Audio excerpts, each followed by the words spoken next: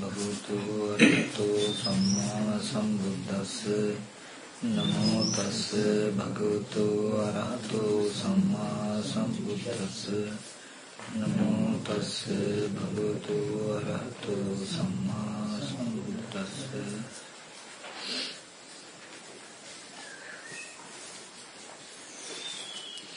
මොනහරි විශේෂයෙන් දැනගන්න කරුණු තියෙනවද?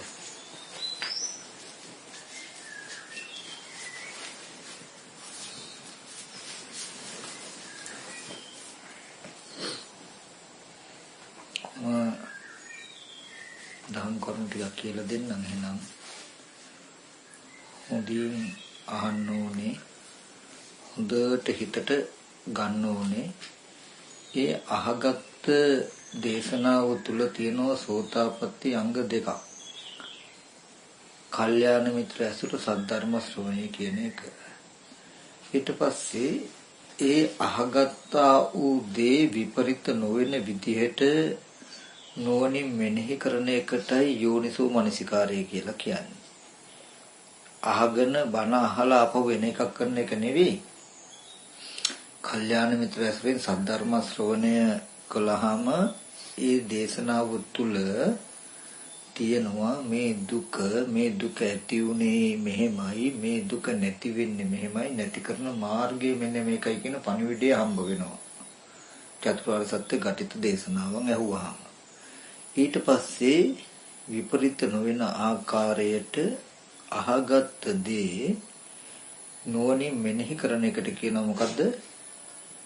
යෝනිසෝ මනසිකාරය කියලා. ඒ නුවණින් ධර්මයේ මෙනෙහි කරනවත් එක්කම ඊට උපකාරී විදිහට හැකි ශක්ති ප්‍රමාණයෙන් කෙනෙක් සීලයක පිහිටලා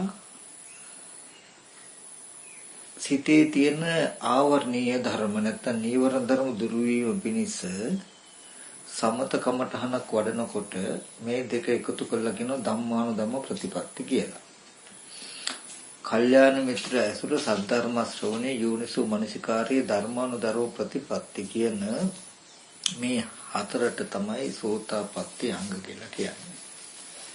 එතකොට ඒ නිසා හැම දිනම අනිවාර්යයි අවශ්‍යමයි ඊටමත් වුමනායි මේ ධර්මයේ ශ්‍රවණය කරනවා කියන කාරණාව. ඒ දේශනාව තුලම නිවන් මඟ උපදිනවා, නිවන් මඟ ගොනු වෙලා තියෙනවා මිසක නැතුව වෙනම භාවනා ක්‍රම කියලා එකක් ලෝකේ නැහැ. ලෝකේ තියෙනවා. ඒක මේ නිවන් මඟට අයිති නැහැ. ලෝකේ භාවනා ක්‍රම තිබුණා ඉස්සරහ තියෙනවා. නමුත් ආර්ය අෂ්ටාංග මාර්ගය කියන එක දුක්ඛ නිරෝධ ගාමිනී ප්‍රතිපදාව කියන කාරණාව ගොඩ නැගෙන්නේ කල්යාණ මිත්‍ර ඇසුරෙන් සද්ධර්ම ශ්‍රවණයෙන්මයි. ඉතින් ඒ නිසා හැමදෙනාම ඊටම තුමනාවෙන් අහන්න ඕනේ, විශේෂයෙන් මතක තබා ගන්න ඕනේ. ওই වන්දනාවෙන් පස්සෙත් ඕගොල්ලෝ අහලා ඇති හැමදාම කියනවා අන්තිමට දුර්ලභෝ බුද්ධෝත්පාදෝ ලෝකස්මින් දුර්ලභාඛන සම්පatti පබ්බජිත භවෝ දුර්ලභෝ සද්ධම්ම සවණං අති දුර්ලභං කියලා නේද? ඉතින් මේ වගේ ඊටම දුර්ලභ අවස්ථාවක් අපිට හම්බෙලා තියෙන්නේ. නමුත් අපිට මේ කාරණාව තේරුනේ නැති වුණාට මේ ලැබුණු ජීවිතේ අනන්ත පරිමාණ සංසාරික කල්ප ප්‍රකෝටි ගණන් සංසාරික අනන්ත අපරිමාණ විදිහට දුක් විඳ අය අපි ඔක්කොම. ඉතින් අපි සසර කරපු අකුසල ධර්ම නිසා ඕන තරම් සතර අපාය ඉපදලා ඇති. සසරෙදී ලැබපු මනුෂ්‍යාත්ම භව, දේවාත්ම භව, බ්‍රහ්මාත්ම භව බොහොම ටිකයි, අල්පයි. බොහෝ සෙයින්ම ලැබලා තියෙන සතර අපා උප්පත්ති. ඒකයි බුදුරජාණන් වහන්සේ දේශනා කළේ සතර අපාය කියලා කියන්නේ හරියට මේ උදුන් ලෝකයට ගෙදර වගේ කියලා.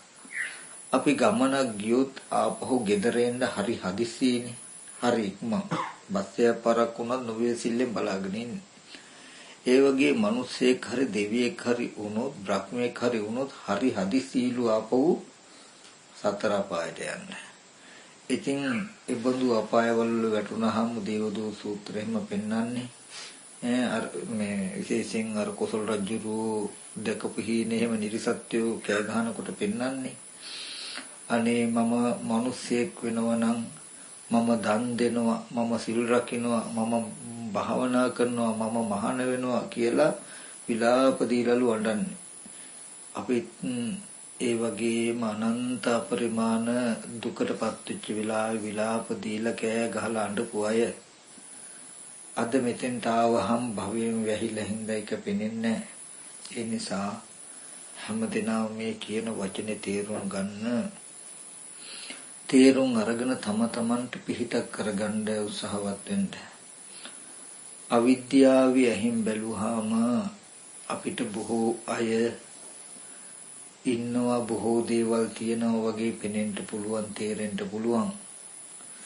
නමුත් මේ ලෝකේ කිසිම කෙනෙකුටවත් නොකිය අපි හැම කෙනෙක්ම මේ ලෝකෙට ආවේ. මේ ලෝකේ කිසිම කෙනෙක් අපිට නොකියයි මේ ලෝකෙට ආවේ. අපි මේ ලෝකෙන් යන්නේ කිසිම කෙනෙකුට නොදන්නවමයි. ලෝකේ හැම කෙනෙක්මත් යන්නේ අපිට නොදන්නවමයි. ඒ නිසා තනිව මුහුණ දිය යුතු ප්‍රශ්නයක් මේ. විශේෂයෙන්ම හැම දිනාට මතක් කරන දේ තමයි අවුරුදු 50ක 60ක මේ ජීවිතයේ ඇත්ත නොවේවා ඇත්ත කර නොගනීවා කියන එක. මේක හුදු ප්‍රඥප්ති මාත්‍රයක්. අද අම්මෙක් ඉන්නවනම් තාත්තෙක් ඉන්නවනම් සහෝදර සහෝදරි ඥාති හිතයිසින් ඕගොල්ලන්ට ඉන්නවනම් මේට පෙර ආත්ම භාවයක් තිබුණා නම් මේ වගේමයි අම්මා තාත්තා කෙනෙක් හිටියේ. මේ වගේමයි සහෝදර සහෝදරි ඥාති හිතයිසින් දූ දරුවෝ හිටියේ. සමහර විට අද ඕගොල්ලෝ අද තියෙන අද ඉන්න අයට යම් සෙනෙහි භාවයක් තියෙනවා නම් සිත්වල ඊටත් වඩා වැඩි සෙනෙහසකින් වැඩි ආදරයකින් එදා අම්මා තාත්තා සහෝදරයෝ ඇසුරු කරන්ට ඇති. නමුත් සසර ගෙවා ගන්නට බැරි වෙච්ච නිසා ආශ්‍රයක්ෂය කරගන්න බැරි වෙච්ච නිසා ආශ්‍රයක්ෂය කරන ප්‍රතිපදාවක් හුරු පුරුදු නොකළ නිසා අපි කර්මානුරූපව ප්‍රතිසන්දි වශයෙන් මෙතෙන්ට ආවා. දැන් ඒ ජීවිතයේ අපිට ඇත්ත නෙමෙයි. ඒ ජීවිතයේ අම්මා තාත්තා සහෝදරයෝ අපි දන්නෙත් නැහැ හිතෙන්නෙත් නැහැ. මෙතෙන්ට ආවහම මේ කෙලෙසේ ස්වභාවය තමයි මේ අරමුණු ඇත්ත කළ දැනුත් ඕගලන්ට මේ ජීවිතෙත් අම්මා තාත්තා සහෝදරයෝ නැදෙයෝ ඉන්නවා. මේ ඇත්ත උපරිම අවුරුදු 100යි. එතනින් පස්සේ මේ වගේම ආත්ම භාවයක ඕගොල්ලෝ උපදී අපි උපදී සසර ගෙවා ගන්න ප්‍රතිපදාවක හැසිරුනේ නැත්තම් එදාටත් මේ වගේ වගකීම් යුතුයකම් අපේ කර පිට පැටවේ පැවරේ.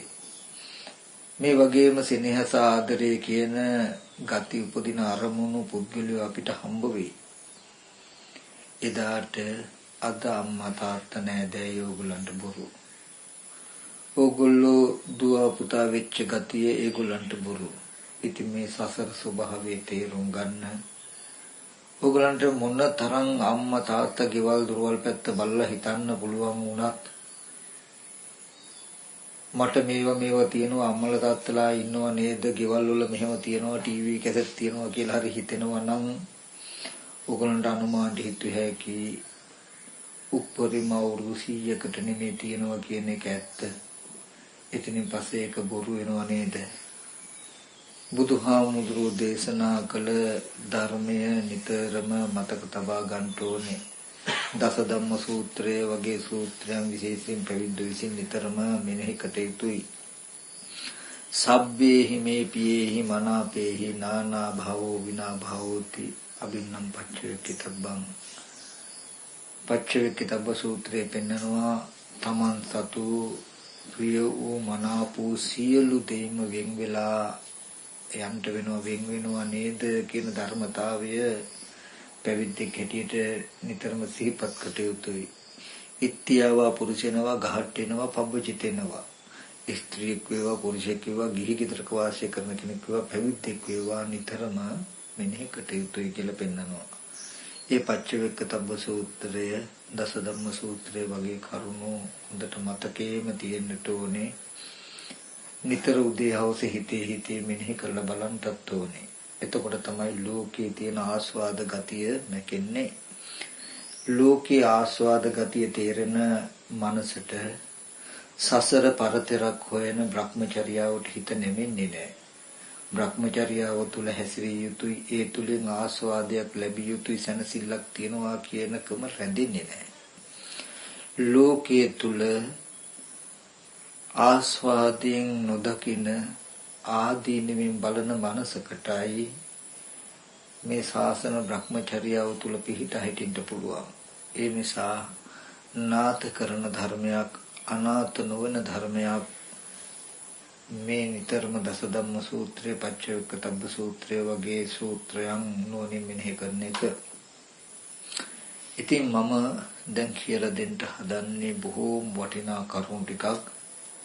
මේ ටික හොඳට ශ්‍රවණය කරන්ට මේ වගේ ධර්මයක් අපිට කියලා දෙන්න නැතිකම නිසා කියලා නොදුන්නු නිසා ඕගොල්ලෝ අපිට අනන්ත සංසාරේ ගොඩාක් කල් දුක් විඳ අය සැරිසරපු අය විශේෂයෙන්ම ඕගොල්ලෝ එකතකින් බෙහෙවින් පුණ්‍යවන්තයි වර්තමානයේ තුල ලෝකයේ පැත්තකින් තැබේවා ලෝකෙන් ඈතර වෙන ධර්මයකට උත්සාහවත් වෙන පැවැත්මක් තුල මොනවාම හරි දෙයක් කරන ලෝකයක් තුල මොනවාම හරි දෙයක් නොකොට මොකද්ද කටයුත්තේ කියන නිවැරදි පණිවිඩය ලබන්න තරම් ඕගොල්ලෝ ලං වෙලා තියෙනවා. ඉතින් ඒකෙන් ප්‍රයෝජන ගන්න කියන කාරණාව මතක් කරනවා. විශේෂයෙන්ම බුදුරජාණන් වහන්සේ දේශනා කළේ බුදුරජාණන් වහන්සේගේ ධර්මයක්වත් නෙමෙයි. මේ ලෝකේ හැමදාම පැවතුන හැමදාම පවතින ඇත්ත ඇති හැටි බුදුරජාණන් වහන්සේ අවබෝධ කරගත්තා.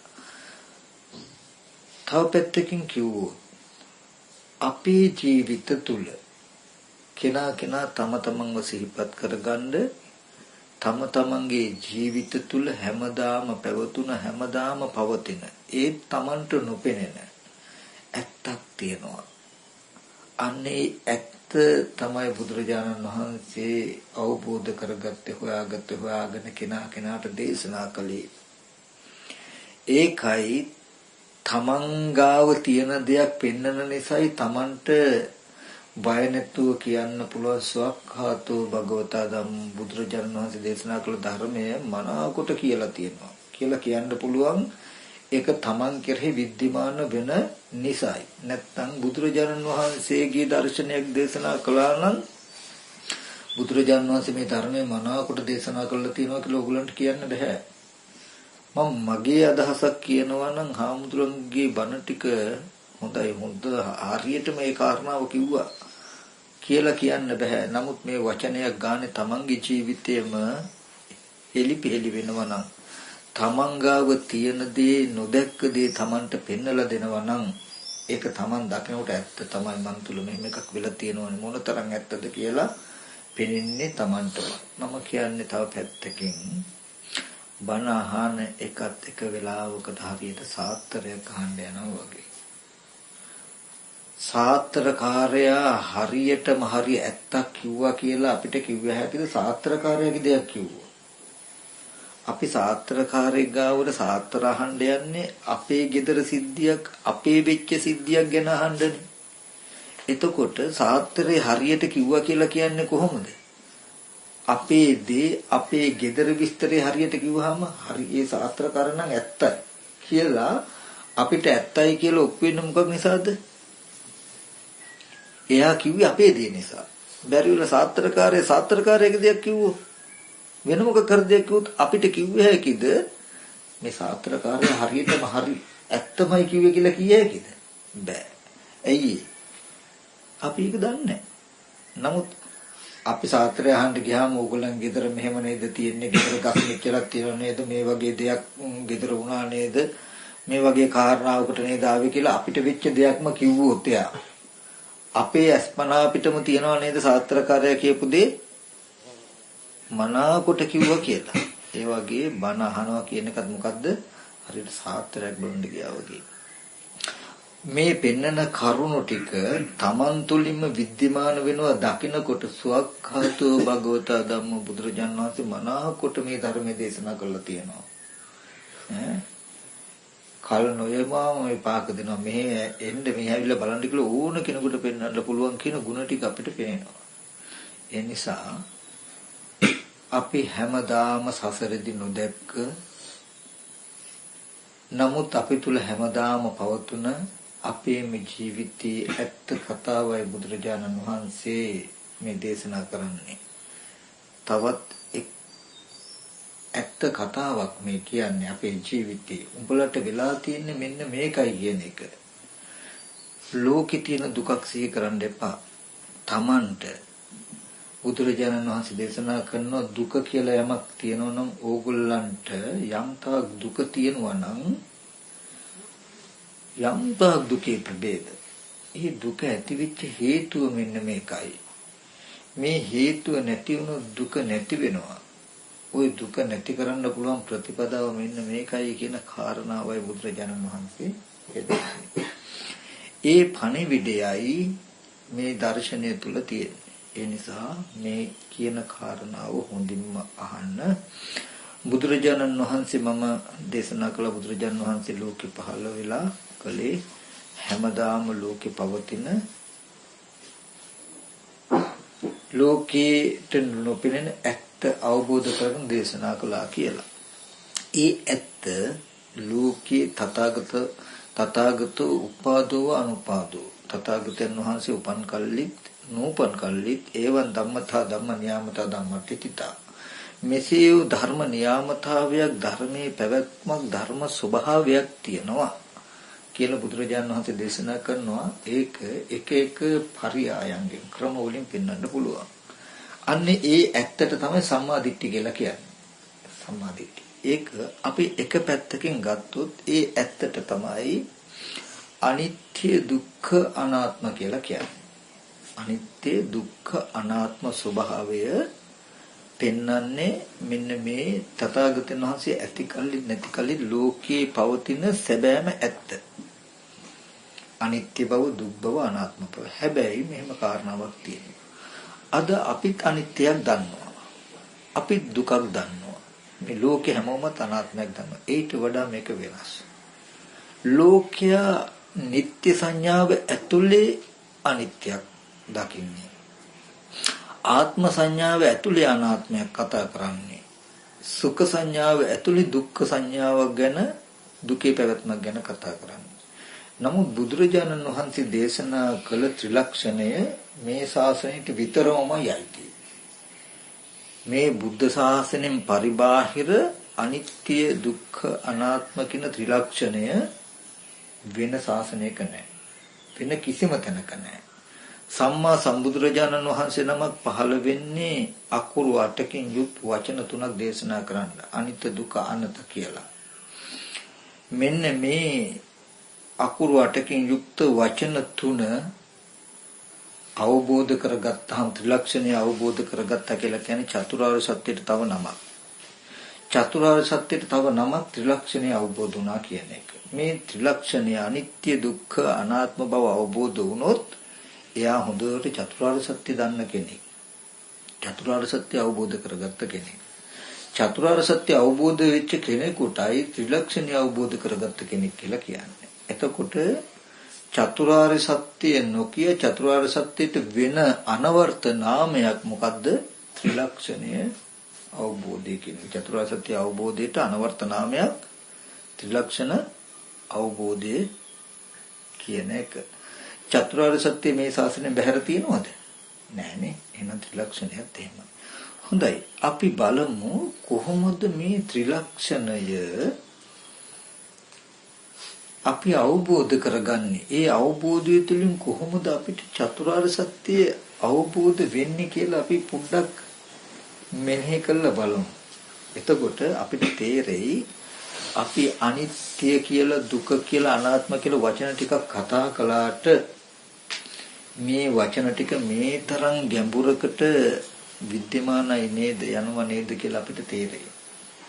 එතකොට අපිට බොහොම පහසුයි මේ ත්‍රිලක්ෂණය තේරුම් ගත්ත කෙනාට ත්‍රිලක්ෂණය අවබෝධයට යන ප්‍රතිපදාව කියන එක උපදිනවා.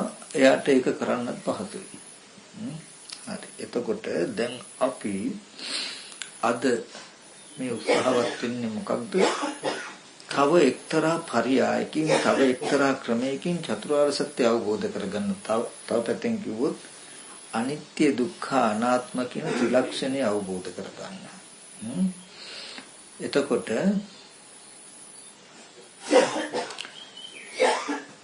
කොහොමද අපි මේ අනිත්‍ය දුක්ඛ අනාත්ම කියන ත්‍රිලක්ෂණය වටහා ගන්න? අපි එක පරියායකින් ක්‍රමයකින් ඉස්සෙල්ලා කතා කරමු. කතා කරනකොට අපිට තේරුම් ගන්න පුළුවන් වෙයි.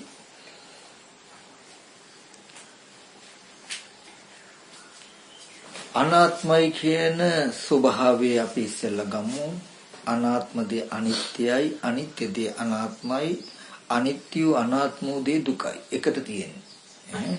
එතකොට දුකයි කියන්න තියෙන ලක්ෂණය අනාත්ම නිසායි, අනාත්මයි කියන්න තියෙන ලක්ෂණය දුක නිසායි, අනාත්මයි දුකයි නිසායි අනිත්‍යයි කියන්නේ, අනිත්‍ය නිසායි අනාත්මයි දුකයි කියන්නේ. එකට ওই ධර්මතා තියෙනවා. හරි. දැන් මම පහුගිය කාලේ බණ කිව්වහම ඕගොල්ලෝ අහලා ඇති මේ දේශනාවල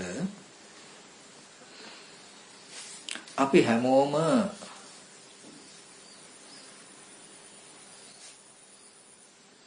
සිනමා ශාලාවට ගිහලා චිත්‍රපටියක් බලන වෙලාව කියලා හිතමු. එතකොට චිත්‍රපටිය දිහා බලන්ද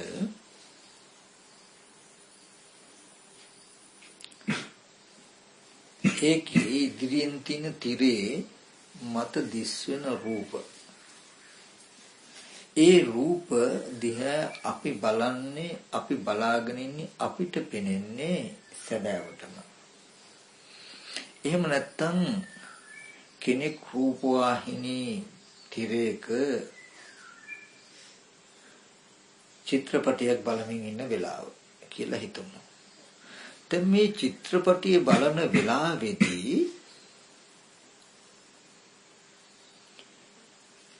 එයාට ඒක බොරුවක් නෙමෙයි. එයා ඒක ඇතුළේ ඉන්නේ, ඒ සිද්ධිය ඇත්තමයි යාට.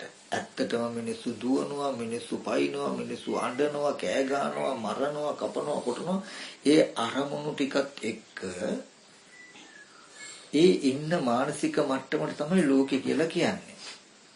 එයාට චුට්ටක්වත් මේ ඉදිරියෙන් තියෙන තිරයක්, වීදුරුවක්, ඕ කතාවල් හම්බ වෙන්නේ නැහැ. ඇත්තම කෙනෙක් එක්ක ඇත්තම සිද්ධාන්තයක් එක්ක මනස ගනුදෙනු කරමින් ඉන්න වෙලාවක්, මානසික මට්ටම. එතකොට මෙහෙම චිත්‍රපටියක් බලමින් ඉන්න කෙනෙක් දිහා පැත්තක ඉඳලා කෙනෙක් බැලුවොත්, අපි කියමු චිත්‍රපටිය බලලා දැන් ඇත්තම වෙලා අඬ කඳුළු පෙරාගෙන තමයි දැන් බලන්නේ. ඒ සිද්ධිය තුල ඉන්න කෙනාට ඒ සිද්ධිය අරුමයක් නෙමෙයි, ඒක ඇත්ත වෙලා දැන් තියෙන්නේ. ඒකට තමයි ලෝකේ කිව්වේ. ලෝකේ ඉන්න කෙනාට ලෝකේ ඇත්ත පේන්නේ නැහැ කියලා කිව්වේ ඒකයි. හැමදාම පැවතුණු, හැමදාම පවතින, ඒත් එයා නොදකින ඇත්තක් තියෙනවා මේකේ. ඒක එයාට පේන්නේ නැහැ දැන් ටීවී එක බලන කෙනාට.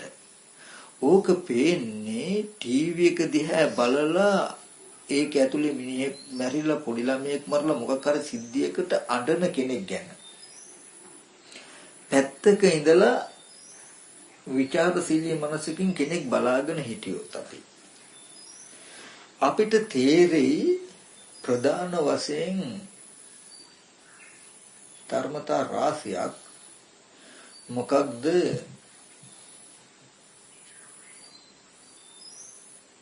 ටීවී එකේ වීදුරුවේ මත, ස්ක්‍රීන් එක මත පතිත වෙන සත්ව පුද්ගල නොවන අනාත්ම රූපයක් ඇස් ඉදිරිපිට තියාගෙන තනියම කෙනෙක් පුද්ගලයෙකුට යමක් වුණා කියලා අඬන පුද්ගලයෙක් ගැන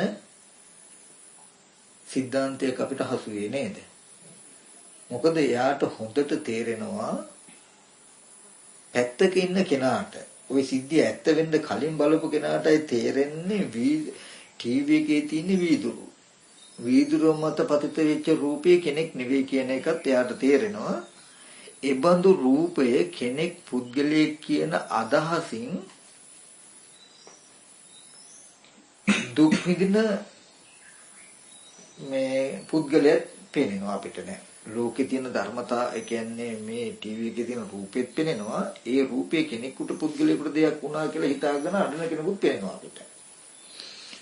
එතකොට චිත්‍රපටයක නම් අපිට පේනවා තිරයක් තියෙනවා. තිරේ පැත්තේ තිරේ මත පතිත වෙන අනාත්ම රූප ඡායා ටිකක් ඇත්ත කරගෙන අඬන වැළපෙන කෙනෙක් නේද? එතකොට ওই සිද්ධිය අපිට පෙනෙන්නේ ඒ සිද්ධියෙන් පරිබාහිරව මනස තියාගෙන බලන කෙනාට. සිද්ධිය තුල ඉන්න කෙනාට ඒ සිද්ධිය ඇත්ත මිසක එයාට ඕකේ අනිත්‍ය දුක්ඛ අනාත්මයක් පේන්නේ නැහැ.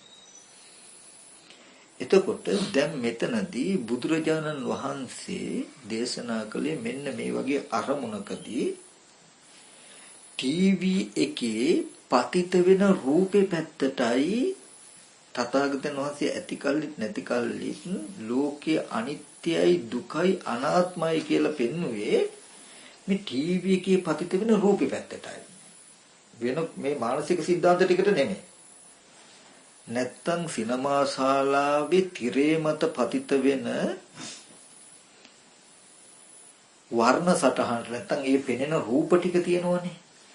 අන්නේ රූප ටිකටයි බුදුරජාණන් වහන්සේ අනිත්‍යයි දුකයි අනාත්මයි කියලා පෙන්වන්නේ. රූපය අනිත්‍යයි දුකයි අනාත්මයි. නමුත් රූපී ඇත්ත ඇති හැටි අනාත්ම බව බලන්න කවුරුවත් සසරදී අපිට උගන්වලා නැහැ. උගන්වපු සත්පුරුෂයෝ නැහැ. උගන්වලා තිබුණේ හැමදාම ඒ රූපේ දකිනකොට ආත්ම විදියට කෙනෙක් පුද්ගලයෙක් ඉන්නවා කියලා බලණ්ඩයි, සිහි කරණ්ඩයි. ඒ අවිද්‍යා ආශ්‍රවයන්ගේ ප්‍රතිඵලයක් හැටියට අනාත්ම රූපී ඇස් ඉදිරිපිටට එනකොටම ආත්ම සංඥාව තමන්ගේ සිතේ යෙදෙනවා. නිට්ටය සංඥාව තමන්ගේ සිතේ යෙදෙනවා. සැප සංඥාව තමන්ගේ සිතේ යෙදෙනවා. සුභ සංඥාව තමන්ගේ සිතේ යෙදෙනවා. ඊට පස්සේ මේ නිට්ටයයි සැපයි ආත්මයි සුභයි කියන ගති හතර ඇස් ඉදිරි පිටට රූප හම්බ වෙන රූපේ ස්වභාවය මොකද්ද? අනිත්‍යයි දුකයි අනාත්මයි අසුභයි. ත්‍රිලක්ෂණයෙන් විතරක්ම කතා කරන්නේ සුභයි කියන ධර්මතාවය හැම තැනටම විද්‍යමාන නැහැ.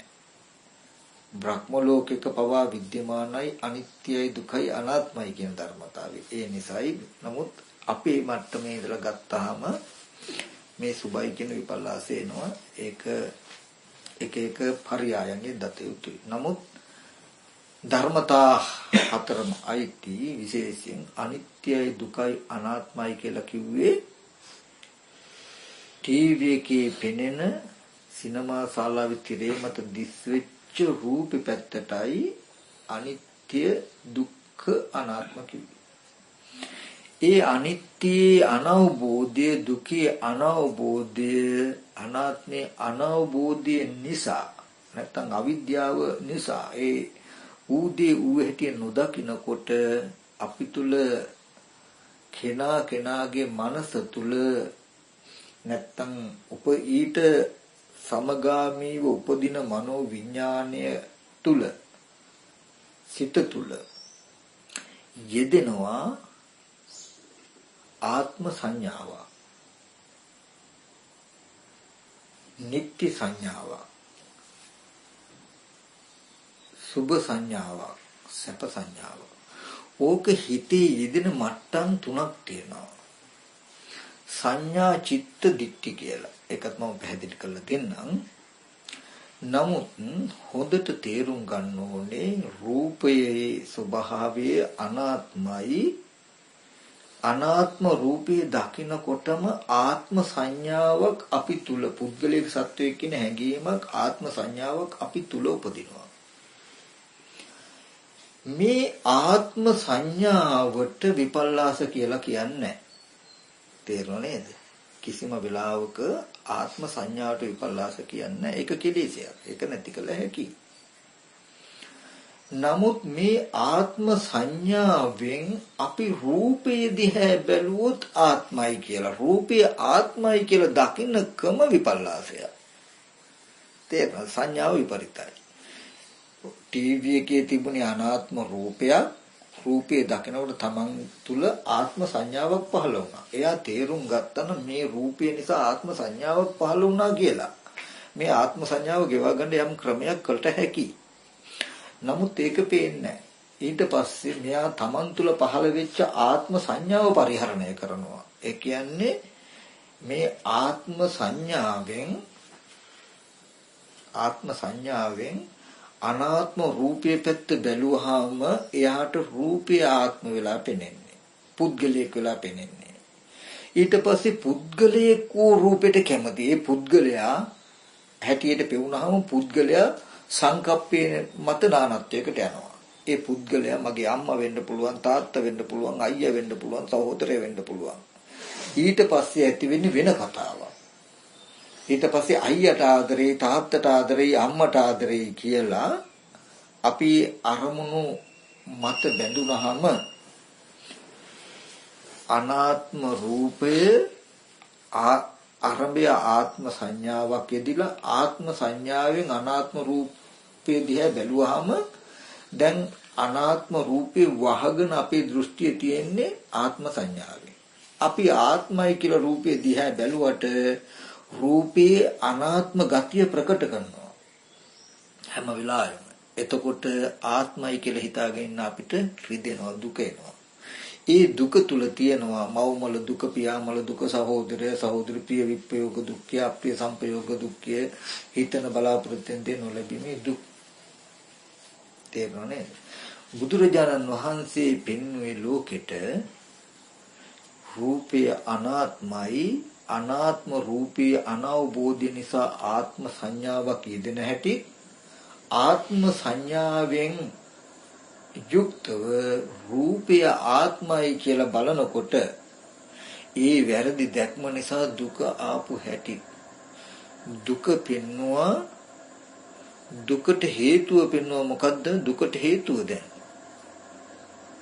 ටීවී එකේ තියෙන රූපෙද අපිට මව්මල දුක, පියාමල දුක, සහෝදරයාමල දුක හෝ පුද්ගලයේ සත්‍යයක් මල දුක ගෙනත් දුන්නේ ටීවී එකේ තියෙන රූපෙද? නෑ. එහෙනම් ඒ පුද්ගලයේ ලෙඩවීම, මහලු වීම නිසා ආපු දුක් ටික ගෙනත් දුන්නේ ඒ රූපය ඇස් ඉදිරි පිටට එනකොටම හිතේ යෙදුණු ආත්ම සංඥාව නෙමෙයිද කියලා බලන්න, කෙලස් ටික නෙමෙයිද කියලා බලන්න. මේ කෙලස් ටිකෙන් පුද්ගලයෙක් කියලා බලපු හින්දා නෙමෙයිද අනාත්ම රූපේ අනාත්ම ගතිය ප්‍රකට කරමින් වෙනස් වෙනකොට මට දුක ආවේ. එතකොට දුකට හේතුව හැටියට හම්බ වෙන්නේ කෙලින්ම මොකද්ද? ආත්ම සංඥාව. මේ දුක ඇති කරන හේතු ටික එක එක පర్యాయයෙන් නම් කළ හැකි කියලා මම කියවනේ සමුදය සත්‍ය. දැන් මෙතනදී සමුදය සත්‍ය නම් කරන්නේ ආත්ම සංඥාව, නිත්‍ය සංඥාව, සුභ සංඥාව, සුඛ සංඥාව කියන ටිකෙන් තමයි චතුරාර්ය සත්‍ය, සමුදය සත්‍ය නියෝජනය වෙන්නේ මෙන්න මේ ගති ටිකෙන්. තේරුණා නේද? එතකොට එයා දැන් හොඳට දන්නවා රූපය අනාත්මයි කියලා දැකපු හින්දායි දැක්කේ කෙනෙක් දුක් විඳින දුක ඇති කරපු හේතු ටික හම්බ වෙන්නේ එතකොටයි. රූපය අනාත්මයි නම් අනාත්ම ඌදී අනාත්මයි කියලා නොදකින්න කම නිසා ආත්මයි කියන හැඟීමක් Taman තුල උපදිනවා. තාම ගෙවා ගන්න පුළුවන් මට්ටම. මෙහෙම හැඟීමක් ඇති වුණොත් Tamanට දුක එන්නේ නැහැ.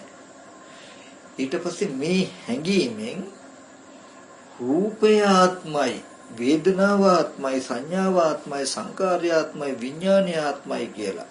ඇහැ ආත්මයි, රූපය ආත්මයි, කන ආත්මයි, ශබ්දය ආත්මයි කියලා ගත්තොත් ප්‍රපංචයි. වැරදි. දුක එනවම කෙනෙක් කියලා ගත්තොත් එතකොට ඔන්න කෙනෙක් පුද්ගලයෙක් ලෙඩවීම මහලු වීම නිසා Taman කැමති ආකාරයට නොසිටීම නිසා වෙනස් වීම නිසා අපිට දුකක් ආවනම් දුකට හේතු ටික හැටියට හම්බුණා මොකද්ද? ආත්ම සංඥාව.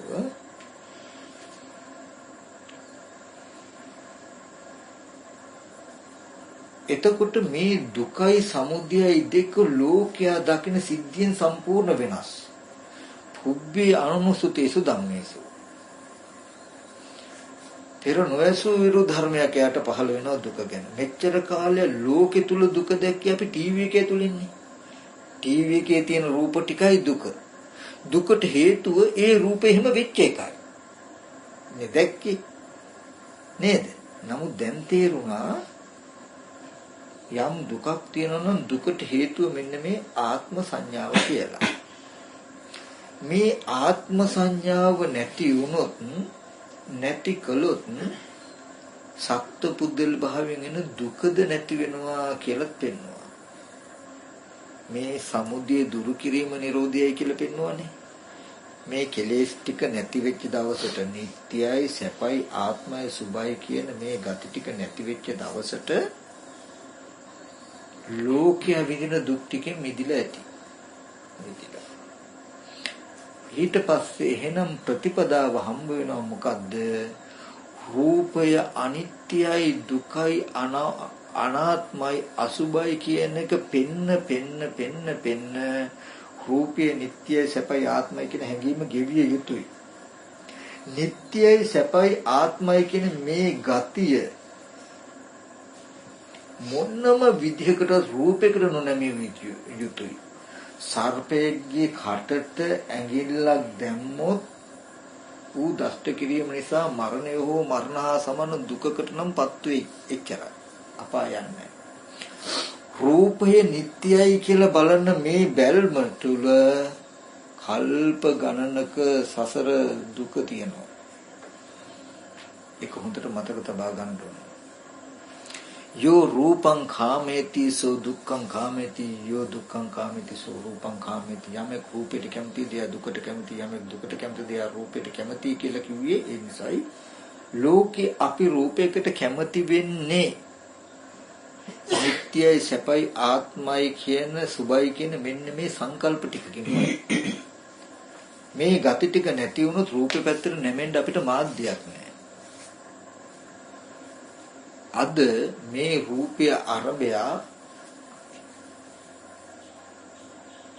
කුමන ආකාරයක හෝ ලෝකයා ජීවත් වෙන දකින ආකාරයට ඕගොල්ලෝ පෙනෙන රූපයක ගනුදෙනු කරන තාක්, ඇහෙන ශබ්දයක ගනුදෙනු කරන තාක් අරමුණ පාසාම දුක උපදින්නේ.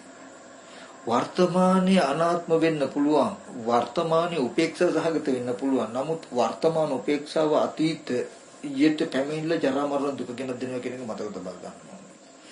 විතක වර්තමානයේම දුක වෙන්න පුළුවන්. විතක මේ දුක අනාගතෙන් හොගෙනක් දෙන්න පුළුවන්. අපි නිකමට කිව්වොත් දැන් මේ පේන අරමුණ ආරම්භය මේ ස්වාමීන් වහන්සේ ආරම්භය මම බලනකොට දැන් මේ රූපය අනාත්මයි ආත්ම සංඥා වේදිලා මම දන්නේ. නමුත් මම කෙනෙක් කියලා මේ රූපෙ දිහා බැලුවේ. නමුත් මං කෙනාට දැන් කැමතිත් නැහැ අකමැතිත් නැහැ. උපේක්ෂා බවක් තියෙන්නේ.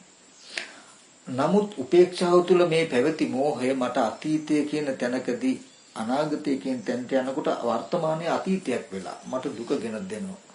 යම් දවසකදී මේ අරමුණම අනේ ප්‍රේමරත්න හඳුව අපවත් වුණානේ, ප්‍රේමරත්න හඳුව ලෙඩ වුණානේ කියන තැනකින් මට දුක ගෙනත් දෙන්නේ නැති වෙයිද? ගෙනත් වෙනවා. වර්තමානයේ උපේක්ෂා සහගත වුණාට දුක කියන එක තැවරිලාමයි තියෙන්නේ. ඒකයි මේ පංච උපාදානස්කන්ධ දුක්ඛ කියන එකම පෙන්වන්නේ බුදුරජාණන් වහන්සේ දුක තියෙන නිසා නෙමෙයි දුකෙන් මිදෙන්න නිසා. හරි දැන් එතකොට මෙන්න මේ කෙනෙක් අනිත්‍ය බව දුක් බව අනාත්ම බව අපි උදාහරණයක් හැටියට ගත්තොත් සතිපට්ඨානේ කායගත සතිය වඩනව නේද අපි? හොඳට බලන්න කායගත සතිය වඩනවා කියලා අපි මොකද්ද කරන්නේ කියලා? ඒ රූපේ තියෙන අනාත්ම බව ප්‍රකට කරගන්න නෙමෙයිද මේ උත්සාහවත් වෙන්නේ? කේස් ලොම් නිය දත් හම්මස් කියලා කොටස් එක එක නේද බලන්නේ අපි? කන බොන ආහාරයෙන් හැදෙන්නේ කියලා නේද බලන්නේ? ඇයි මේ රූපේ අනාත්ම ස්වභාවය ඔප්පු කරගන්න අපි මේ හදන්නේ? එයා චතුරාර්ය සත්‍ය අහගත්ත තේනේ. ඒ හින්දායි. එයා දන්නවා මේ අනාත්ම ස්වභාවය පෙන්වන්න උත්සාහවත් නොවන හැම වෙලාවකම ආත්ම සංඥාව සිටේ යෙදිලා ආත්ම සංඥාවේ මේ රූපෙ දිහා කෙනෙක් පුද්ගලෙක් කියලා පෙන්වලා දුක නිර්මාණය කළා. දුක ඇතිවෙච්ච හැටිත් එයා දන්න හින්දා මේ රූපය ආරම්භය පෙනෙන ආත්ම සංඥාව ගෙවාගත්තු දුකෙන් මිදෙන්න පුළුවන් දුක නිරුද්ධ වෙනවා කියලා දුකේ නිරෝධය දන්න නිසායි. මෙයා මේ දුක්ඛ නිරෝධ ගාමිනී ප්‍රතිපදාවේ හැටියට මේ කායගත සතිය වඩන්නේ. තේරෙනවද? කෙනෙක් මොනවා හරි දෙයක් කරනවා නම් කරන්න ඒක හේතුවක් තියෙන්න බෑ නේද?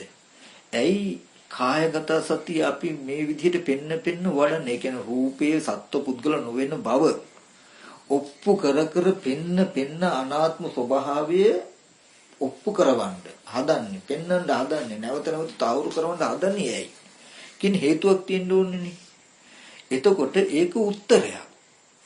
ඒ කියන්නේ කල්යාණ මිත්‍ර රසයෙන් සද්ධර්ම ශ්‍රවණයෙන් එයා දුකාවේ ආත්ම සංඥාව කියන කමත් ආත්ම සංඥාව දුරුණු දුක නිරුද්ධ වෙනවා කියන එකත් ඒ ආත්ම සංඥාව ගෙවන්න අනාත්ම සංඥාව පිහිටන්න කියන එකත් අහගත්ත කෙනෙක් ප්‍රතිපදාවත් එක්ක අහගත්ත කෙනෙක් නිසයි ප්‍රතිපදාව පුරන්නේ.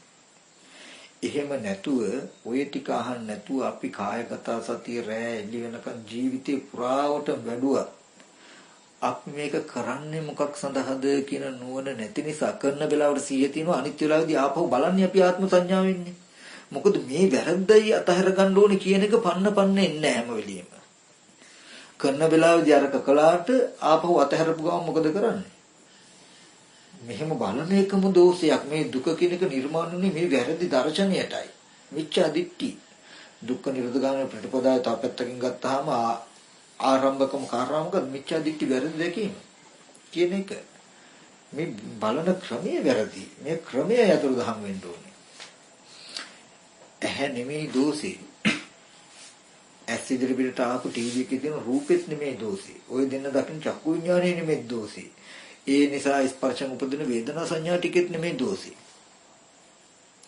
ඔය ඇත්ත නොදන්නාකම නිසා සිතේ ඇතිවෙන ගතියක් තියෙනවා නම් ඒ ගතියෙත් නෙමෙයි දෝෂේ.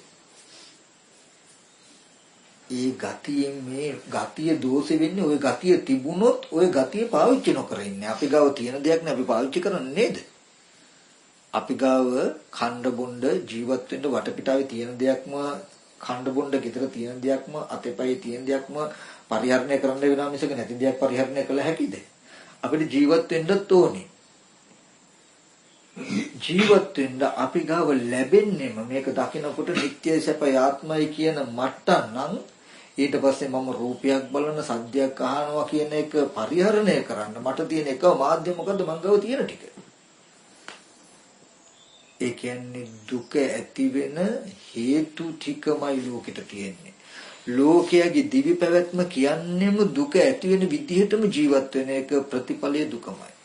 ඊට පස්සේ දරුවා මරුණා, දරුවා ලෙඩ වුණා, පිළිකාවක් හැදුනා, අන්තභාගය හැදුනා, අනේ මෙච්චර ණයයි, ණය ගත්ත මිනිස්සු බයිනවා, ගහනවා කියලා මේ දුක් ටික තමයි මේ ලෝකේ එකම කතාව මේ තියෙන්නේ. ওই ප්‍රශ්න ටිකමයි මේ ප්‍රශ්නේ. ඔය ඔක්කොම ටික නිර්මාණය වෙන විදිහටයි මේ ඉඳලා තියෙන්නේ. එතකොට අපි තේරුම් ගන්නට ඕනේ බණ භාවනා කරන කෙනෙක් වුණා විශේෂයෙන්ම සතිපට්ඨාන වඩන කෙනෙක් වුණාම එයා දුක දැකලා දුක ඇති වෙන හේතුව දැකලා හේතුව නැති වුණොත් දුක නැති වෙනවා කියලා දැකලා ඒ දුක් නැති වෙන තැනට පැමිණෙන්නයි මෙන්න මේ විදිහට බලන්න තියෙන්නේ කියන කාරණාව පෙන්නනවා. යම් වෙලාවක රූපය අනිත්‍යයි දුකයි අනාත්මයි කියන අවබෝධය සම්පූර්ණ වෙච්ච දවසට රූපේ දකින්නකොටම රූපය අනිත්‍ය දෙයක් දුක් දෙයක් අනාත්ම දෙයක් කියන නුවණින් ගටිත විඥාණයම යෙදෙන්නේ සිටේ. ඒ සිතෙන් බලනකොට ආපහු රූපේ පැත්තට අනිත්‍ය දුක්ඛ අනාත්ම සංඥාවෙන් පරිහරණය කරනකොට එයාට ලෝකයේ විඳින දුක නිර්මාණය වෙලා නැහැ. ලෝකයේ හැමදාම පැවතුණු හැමදාම පවතින ඌදී ඌ විදිහට දකින ඒ දැක්මට කියන සම්මාදිට්ඨිය. ඒ දැකීමටයි කියන්නේ මෙහෙම බලන කමට පෙනෙන දවසක් එනවා. සම්මාදිට්ඨිය කියනවා. ඒ සම්මාදිට්ඨිය සම්පූර්ණ වෙනකොට දුක ඇති කරපු හේතු ටික ගෙවිලා නිට්ටය සපය ආත්මය කියන හේතු ටික ගෙවිලා ඒ හේතු ටික ගෙවුනහම දුක කියන එක නිරුද්ධ වෙලා හොඳට මතක තබා ගන්න විශාල වෙනසක් තියෙනවා. ලෝකේ කිව්වේ ටීවී එකේ ස්ක්‍රීන් එක ඇතුලේ මිනිස්සු දකින මානසික මට්ටමට. චිත්‍රපටි තිරේ ඇතුලේ මිනිස්සු සත්‍යය දකින මානසික මට්ටමටයි ලෝකේ කියලා කිව්වේ. ටීවී එකේ තිරේ ඇතුලේ ස්ක්‍රීන් එක ඇතුලේ සිනමා ශාලාවේ තිරේ ඇතුලේ ඉන්න මිනිස්සු ලෙඩවීම දුක් වීම මැරීම නිසා එන දුකටයි ලෝකයේ දුක කියලා කිව්වේ. ඒක එයාට ඇත්තක් මිසක වෙන දුක එන්න හේතු නැහැ. හේතු දන්නෙත් නැහැ වෙන තැනකුත් නැහැ. එච්චරමයි දුක. ඒ වගේ පෙනෙන ඇහැට පෙනෙන රූප ආයතනේ සත්‍ය පුද්ගලය දකින මේ මානසික මට්ටමටයි ලෝකය කියලා කියන්නේ. ටීවී එක ඇතුලේ මිනිස්සු දකින මානසික මට්ටමත් චිත්‍රපටයක දර්ශන තිරේ පැත්තේ ඒ තිර රිද්ද පැත්තේ මිනිස්සු පුද්ගලයෝ තිරේ ඇතුලේ දකින මානසික මට්ටමත් ඇස් ඉදිරිපිටට පෙනෙන මේ රූප ඇතුලේ රූප ටිකේ පුද්ගලයෙක් කෙනෙක් කියලා දකින මානසික මට්ටමත් අතර වෙනසක් නැහැ. ඉදිරියෙන් තියෙන රූපේ ඇත්ත වෙලා ඉදිරියෙන් තියෙන කෙනෙක් එක්ක කතා කරන මේ මානසික මට්ටමටයි ලෝකෙ කියලා කිව්වේ. ටීවී එකේ කෙනෙක් බලන රූපේ ඇත්ත වෙලා ගනුදෙනු කරනවා කියලා කිව්වේ. මට දැන් මේ ඇත්තමයි මේක. මට දැන් බොරුවක් කියලා හිතෙන්නේ නැහැ මේක.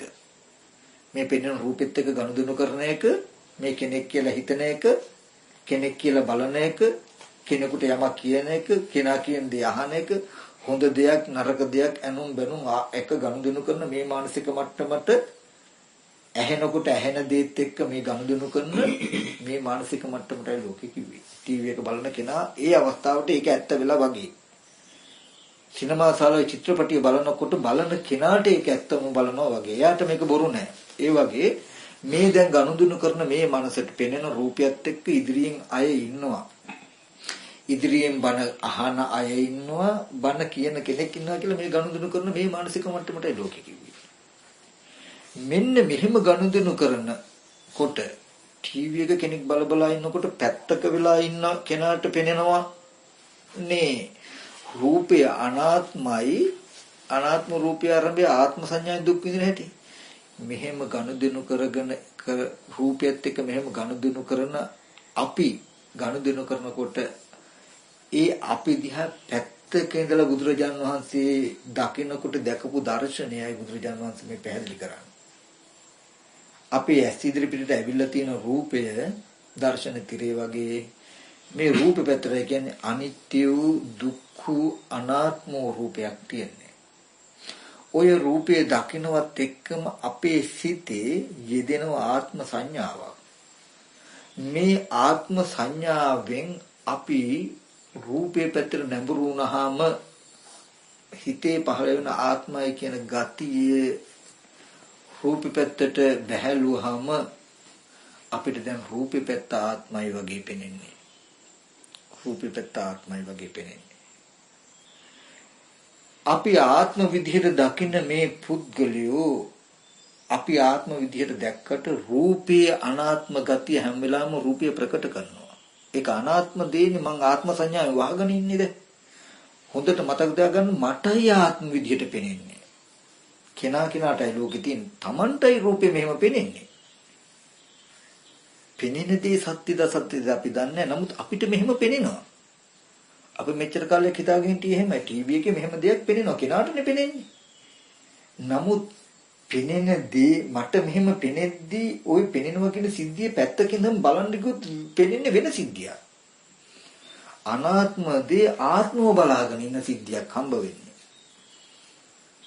ඒ වගේ මෙහෙම බලාගෙන ඉන්න සිද්ධිය දිහා බුදුරජාණන් වහන්සේ දැක්ක රූපය අනාත්මයි. ආත්ම සංඥාව කියනකොට ඒක ගොඩක් ගැඹුරට යනවා. මේ කෙනෙක් කියන හැඟීම ඉදිරියෙන් තියෙන රූපයේ කෙනෙක් කියන අදහසට කියන දිට්ඨි කියලා. ආත්ම දෘෂ්ටිය කියලා. කෙනෙක් කියලා දැනගන්න මට්ටමට කියනවා චිත්ත කියලා. ආත්ම සංඥාව චිත්ත මට්ටමේ තියෙනවා. අපේ දැනුම් පරාසයකින් ඔබ්බේ. අපේ දැනගැනිල්ලටත් ඔබ්බේ. මේ රූපය කෙනෙක් කියන සංඥාවම යෙදෙනවා අපිට. සංඥාව කියනකොට අපේ විඥාන මට්ටමට ඇවිල්ලාම නැහැ. දැනගැනීම මට්ටමට අදහස් මට්ටමට ඇවිල්ලාම නැහැ. මේ ආත්ම සංඥාව සංඥා මට්ටමට යෙදෙනකොට එතන අනුශය කියන ධර්මතාවය අනුශය වෙනවා. මේ ආත්ම සංඥාව චිත්ත විපල්ලාස කියලා චිත්ත මට්ටමට කියන්නේ අපි දන්නවා කෙනෙක් කියලා දන්නවා දැනගත්ත හැකි. ඒ මට්ටමට කියනවා පරිඋත්ථාන කියලා. එතකොට අපිට තේරෙන මට්ටමට ඇවිල්ලා. කෙනෙක් ගැන දැනගන්න මට්ටමට ඇවිල්ලා. හැබැයි දැනගත්තේ අපි අපේම හිතේ පිහිටි ආත්ම සංඥාවම දැනගෙන මිසක මේ අපේ දැනගැනීමට මේ රූපي සම්බන්ධ නැහැ. අපිට ආත්ම වශයෙන් දැනගන්න පුළුවන්කම තිබුණේ ආත්ම සංඥාවක් ඉස්සලා යෙදෙන්නේ අපේ දැනීමේ මට්ටමින් ඔබට ගිහිල්ලා මේ එච්චරට ගැඹුරිනේ කෙලෙස්. ඊට පස්සේ දැනගන්න මට්ටමට එනකොට කියනවා ආත්ම සංඥාව චිත්ත මට්ටමේ චිත්ත විපල්ලාසය කියලා. ඊට පස්සේ අදහසක්ම තියෙනවා රූපේ කෙනෙක් කියන දිට්ඨි. මේ රූපං අත්තතෝ සමුනුපස්සති.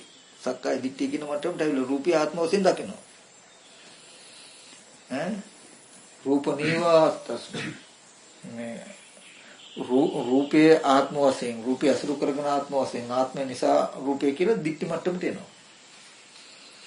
කෙලෙස් වශයෙන් ගත්තොත් සංඥා මට්ටම අනුශය වෙනවා නම් චිත්ත මට්ටම පරිඋත්ථානේ දිට්ඨියෙන් කියන්නේ මොකද වීතික්කමයි පුපුරලා යනවා. එතකොට කෙනා එක්ක කෙනෙකුට යමක් කියන්න අපි යනවා කියන්නේ කෙනෙක් එක්ක කරන්න යනවා කියලා කියන්නේ මේ කෙලෙස්සේ පුපුරා යමක් අපේ ආත්ම සංඥාව මෙච්චර දුරට ගිහිල්ලා මේ තියෙන්නේ. ඒකයි මේ කෙලෙස්සේ එච්චර ගැඹුරකට ගියේ හින්දායි අපිට මේක හොයාගන්න බැරි. ඒ කියන්නේ අපි දැනගන්නකොටම ආත්ම සංඥාවක් එදිලා ආත්ම සංඥාව මත පිහිටලා මේ දැනගැනලා තියෙන්නේ. දැනගන්න සිද්ධියවත් අයිති නෑ මේ පෙනෙන පැත්තට. මම මේ කතා කරන ටික ගැඹුරුයි. එතකොට මේ පෙනෙන රූපය ඇත්තම ඇත්ත වෙලා ලෝකේ ඇත්තම ඇත්ත වෙලා ජීවත් වෙන මානසික මට්ටමටයි කිව්වේ මොකද්ද? ලෝකේ කියලා. මේ ලෝකය ඒකයි බුදුරජාණන් වහන්සේ දේශනා කළ දුක. දුකේ ඇතිවීම, දුකේ නැතිවීම නැති කරන ප්‍රතිපදාවක් බඹයක් වුණ ශරීරයෙන් පනවා වදාරන කියලා පෙන්වුවේ. දැන් ටීවී එකේ පැත්තේ තිබිලා ජරා මරණ පුද්ගලයෙක් ලෙඩවීම මහලුවීම මරණ නිසා අපි දුකක් හෝ වින්දද? නෑ. ඒ දුක තමන්මයි උපදවාගෙන තියෙන්නේ. දුකට හේතුවක් තමන් තුළමයි තිබිලා තියෙන්නේ. ඒ හේතුව නැති කිරීමත් තමන් තුළමයි තිබිලා තියෙන්නේ. ඒකට යන ප්‍රතිපදාව කරන්න ඕනේ අනිත්‍ය සංඥාවෙන් බලන එක කරන්න වෙන්නේ තමන්ටමයි නේද? ඒකයි බඹයක් වුණ ශරීරයෙන් කියලා පැනෙන්නේ. ලෝකයාගේ සහ ලෝකෝත්තර දර්ශනය හාත්පස වෙනස් කියලා කිව්වේ චතුරාර්ය සත්‍ය අහගත්ත කෙනා දුක ආවත් අමතක වෙලා එයා අහගෙන තියනවා. දැන් ලෝකයා දැක්කේ පෙනෙන රූප ආයතනෙම දුක මිසක දුකට හේතු ටිකක් පෙනෙන රූප ආයතන තුළ මේ මිනිස්සයා මැරිච්ච එක, මෙයා ලෙඩ වෙච්ච එක, මෙහෙම බැන්න එක, මෙහෙම කරපු එක හැටියට දුකට හේතු ටික දැක්කේ දුකේම කලමනාකරණයක් එහාට මෙහාට කිරීම දුකට හේතු හැටියට දැක්ක මිසක ඒ මිදෙන්න ක්‍රමයක් දැක්කේ නැහැ. නමුත් ආර්ය දර්ශනයේදී දැක්කේ මොකද්ද? ඉස්සෙල්ලා මේකයි සම්මා දිට්ඨිය කියන එක තිබුණොත් තමයි මේ චතුරාර්ය සත්‍ය එන්නේ. රූපය අනිත්‍ය දුක්ඛ අනාත්ම දෙයක්. එහෙනම් ඒ ආරම්භය නිට්ටය සැපයි ආත්මයි කියන හැඟීමක් Taman තුල යෙදිලා ඒ හැඟීමෙන් රූපය නිට්ටය සැපයි ආත්මයි කියලා බැලුවේ. බැලුවට රූපය අනිත්‍ය දුක්ඛ අනාත්ම ගතිය ක්‍රියාත්මකයි සක්‍රියයි. එතකොට රිදෙනවා ඉබේම මොකේද? අර දෘෂ්ටියට අර කෙලෙසෙට. එහෙනම් මේ දුකට හේතු ටික මොකද්ද? කෙලෙසි කියලා දැක්කා.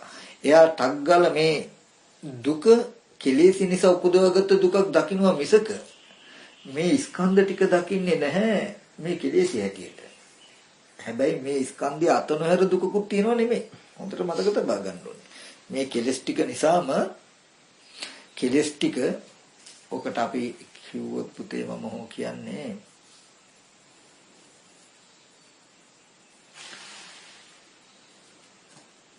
වගා කළොත් අපි කුඹුරකට කියන්න වෙනවා මොකද්ද? කෙත. ශේස්ත්‍රයේ කෙත. වී ටිකට කියන්න වෙනවා මොකද්ද? බීජය. බීජ.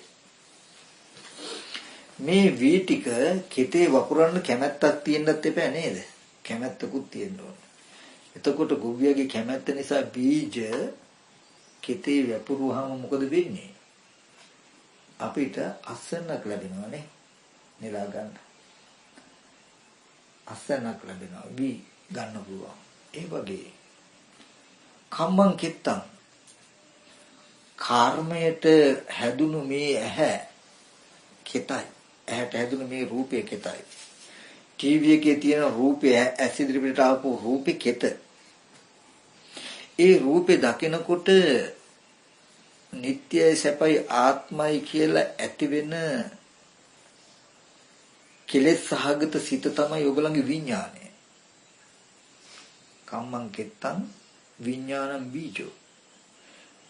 මේ රූපය කෙත. මේ රූපය දකිනකොට නිට්ටයයි සැපයි ආත්මයි කියන හැඟීම් ඝටිත වෙච්ච සිතටයි විඥාණයටයි බීජ කියලා කිව්වේ. තණ්හාව වැසි ජලයේ තණ්හාව තමයි ස්නේහය මේකේ. මේ විඥාණය නැත්තම් මේ බීජ මේ කිතේ වපුලුවාම ලැබෙන ඕගලන්ට අස්සන දුක. ටීවී එකේ ඉදිරියට එන තිරයට තමයි කෙත කියලා කිව්වේ. සිතේ තමයි ආත්ම සංඥාව තියෙන්නේ. බීජේ. ඒ බීජේ කෙතේ වපුරාම ටීවී එක බලන්න තියෙන ඕනෑකම තමයි දැන් මේ කෙත මේ තණ්හාව වැසි ජලයේ. ඒ බීජය කියන්නේ ආත්ම සංඥාවෙන් නෙමේ රූපෙ දිහා බලන්නේ.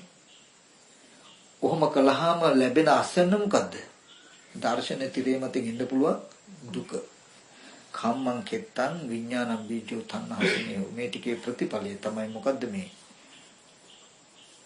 මේ එකට ඉන්න පිරිසක් ඇසුරු කරන්න හම්බෙච්ච බවත් මේ කිතේ වගා කරලා ලැබුණු අස්සනක කියන දුක. හෙට දවසේ මේ ඉන්න එක එක්කෙනා වෙන්වීමෙන් ඇති වෙන දුක. කැමති විදිහට නොලැබීමේ දුක බලාපොරොත්තුෙන් දෙ නොලැබීමේ දුක ඕගලන්ට ගෙනත් දෙයි මේ කිතේ. අපි වගා කලේම ඒ බඳු අස්සන්නක් ලබා ගන්නයි. යා දිසං වපතේ බීජං තා දිසං හරතේ පලං. යම් යම් ආකාරයකට බීජ වැපුරුවොත් ඒ ආකාරයේ ඵලයක් ගෙනත් දෙනවා. ඕගොල්ලෝ ඇහැ රූප කන ශබ්ද නාසය ගන්ධ දිව රස කය පොට්ටබ මන ධම්ම කියන මේ කෙටි හැම වෙලාවෙම නිට්ටය සැප ආත්ම කියන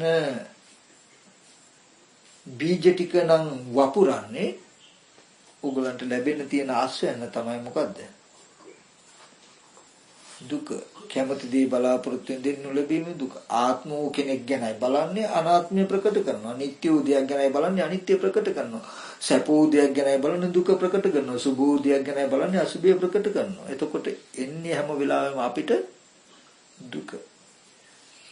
එතකොට එයා මේ දුක එන හැටි මේ විදිහට හොඳට අහලා තියෙනවා. දුක ඇති කරන හේතු ටිකත් අහලා තියෙනවා. හේතුව නැති වුණොත් මේ දුක නැති වෙනවා කියලා දැකලා තියෙනවා. එහෙනම් එයා භාවිතා කරනවා මොකද සංඥා විවට්ට පඤ්ඤා. සංඥාව පෙරලන ප්‍රඥාව ඇසුරු කරන හැම වෙලාවෙම මොකද්ද? ආත්ම සංඥාව පෙරලන සංඥාවට කියනවා අනාත්ම සංඥාව කියලා. නිත්‍ය සංඥාව පෙරලන සංඥාවට කියනවා අනිත්‍ය සංඥාව කියලා. සැප සංඥාව පෙරලන සංඥාවට කියනවා දුක්ඛ සංඥාව කියලා. සුභ සංඥාව පෙරලන සංඥාවට කියනවා අසුභ සංඥාව කියලා. එයා අනිත්‍ය දුක්ඛ අනාත්ම අසුභ බව මෙනෙහි කරන මොකේද? හොඳට මතක තබා ගන්න. ඇස් ඉදිරි පිටට එන රූපේ, කනට ඇහෙන ශබ්දේ, නාසයේ ගන්ධේ, දිවේ රසේ, කයේ පොට්ටබ්බේ, මේ ආයතන වශයෙන් ගත්තොත් 12 ස්කන්ධ වශයෙන් ගත්තොත් රූප වේදනා සංඥා සංකාර විඥාන කියන මේ ටික අනිත්‍ය ඇටියට දුක් හැටියට අනාත්ම හැටියට බලන්න ටික ටික හුරු වෙනවා. හුරු කරනවා. එයා හොඳටම දුක දන්න කෙනෙක්, දුකේ හේතුව දන්න කෙනෙක්. කිසිම දවසක මොනම හේතුවක් නිසාවත් දුක ඇති කරන හේතුකින් දුක නැතිවීම වෙන්නේ නැහැ කියලා එයා පැහැදිලිමයි. අඹ ගහක දෙල් හැදෙන්නේ නැහැ කියන එක පැහැදිලිමයි. දෙල් ගහේ අඹ හැදෙන්නේ නැහැ කියන එක පැහැදිලිමයි. ආත්ම සංඥාවෙන් මේ ස්පර්ශ ආයතන 6 පරිහරණය කළා දුකේ ගෙවීමක් දුකේ නිවීමක් බලාපොරොත්තු වෙන මේක හීනයක් විතරයි කියන කාරණාව දන්නවා. එතකොට එයා දන්නවා ලෝකය කියන්නේ දුකම උපදිනවා, දුකම පවතිනවා, දුකම නිරුද්ධ වෙනවා, වෙන මොකුත් නැහැ. ලෝකයා කියන්නේ දුක ඇතුළෙම මිසක වෙන තැනක් නැහැ. එහා ලෝකෝත්තරයි කියන්නේ ඒ ලෝකයේ දර්ශනයෙන් විතරයි. එයා හැම වෙලාවෙම මේ ධර්මතාවය දැන් එයා දුක දන්නවා. දුක ඇතිවෙච්ච හේතුව දන්නවා. දුක නිරුද්ධ වෙන හැටි දන්නවා. මේ හේතුව නැතිව දුක නිරුද්ධ වෙනවා. එයා දුක්ඛ නිරෝධ ගාමී ප්‍රතිපදාවක ටික ටික හරි බලනවා. මොකද්ද? ආත්ම සංඥාව රූප වූ කෙටි වපුරන් නැතුව ඉන්න වග බලා ගන්නවා. නিত্য සුභ සුඛ සංඥාව රූපේ නැමැති කෙටි වපුරන් නැතුව ඉන්න උත්සාහවත් වෙනවා. නিত্য සැප ආත්ම සංඥාව නැත්තම් විඥානයේ ශබ්ද ගන්ධ රස පොට්ටබ්බ කියන කෙටි වපුරන් නැතුව ඉන්න උත්සාහවත් වෙනවා. ඒකට තියෙන හයිය තමයි ඉඩ ලැබෙන හැම වෙලාවෙම සතිපට්ඨාන කායගත සතිය පෙන්නනවා. එද්දි භාවනා කරන්න කියලා එකක් නෑ සවහගෙන. ඕගොල්ලන්ට අනාත්ම රූපේ ආත්මයි කියලා පෙන්වනකම තියෙන්නේ ඉඳගෙන හිටගෙන නිදාගෙන ඇවිදින හතර ඉරියව්වෙම නම් එහෙම නිර්මාණ වෙලා දුක ගෙනෙනවා නම් එහෙනම් ඉඳගෙන හිටගෙන නිදාගෙන ඇවිදින හතර ඉරියව්වේම හම් වෙන රූපවල ආත්ම සංඥාව නොපිහිටියොත් තමයි දුක නිරුද්ධ වෙන්නේ. එහෙනම් සිතේ තියෙන ආත්ම සංඥාව රූප ශබ්ද කරේ නොපිහිටවන්නේ ඉඳගෙන හිටගෙන නිදාගෙන ඇවිදින හැම වෙලාවකම උත්සාහවත් විය යුතුයි.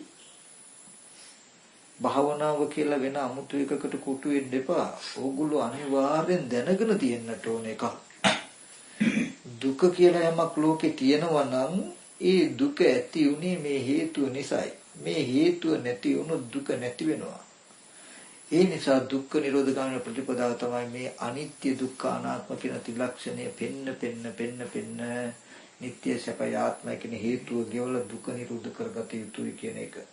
යම් දවසක උගලන් ත්‍රිලක්ෂණය අවබෝධ වුණොත් චතුරාර්ය සත්‍ය අවබෝධය දුක පිටිසින්ද දැකලා සමුදය දුරු වෙලා නිරෝධය සාක්ෂාත් වෙලා මගේ වැඩිලා ඉවරයි. ඒකයි මම කිව්වේ චතුරාර්ය සත්‍ය අවබෝධයට තව නමක් මොකද්ද?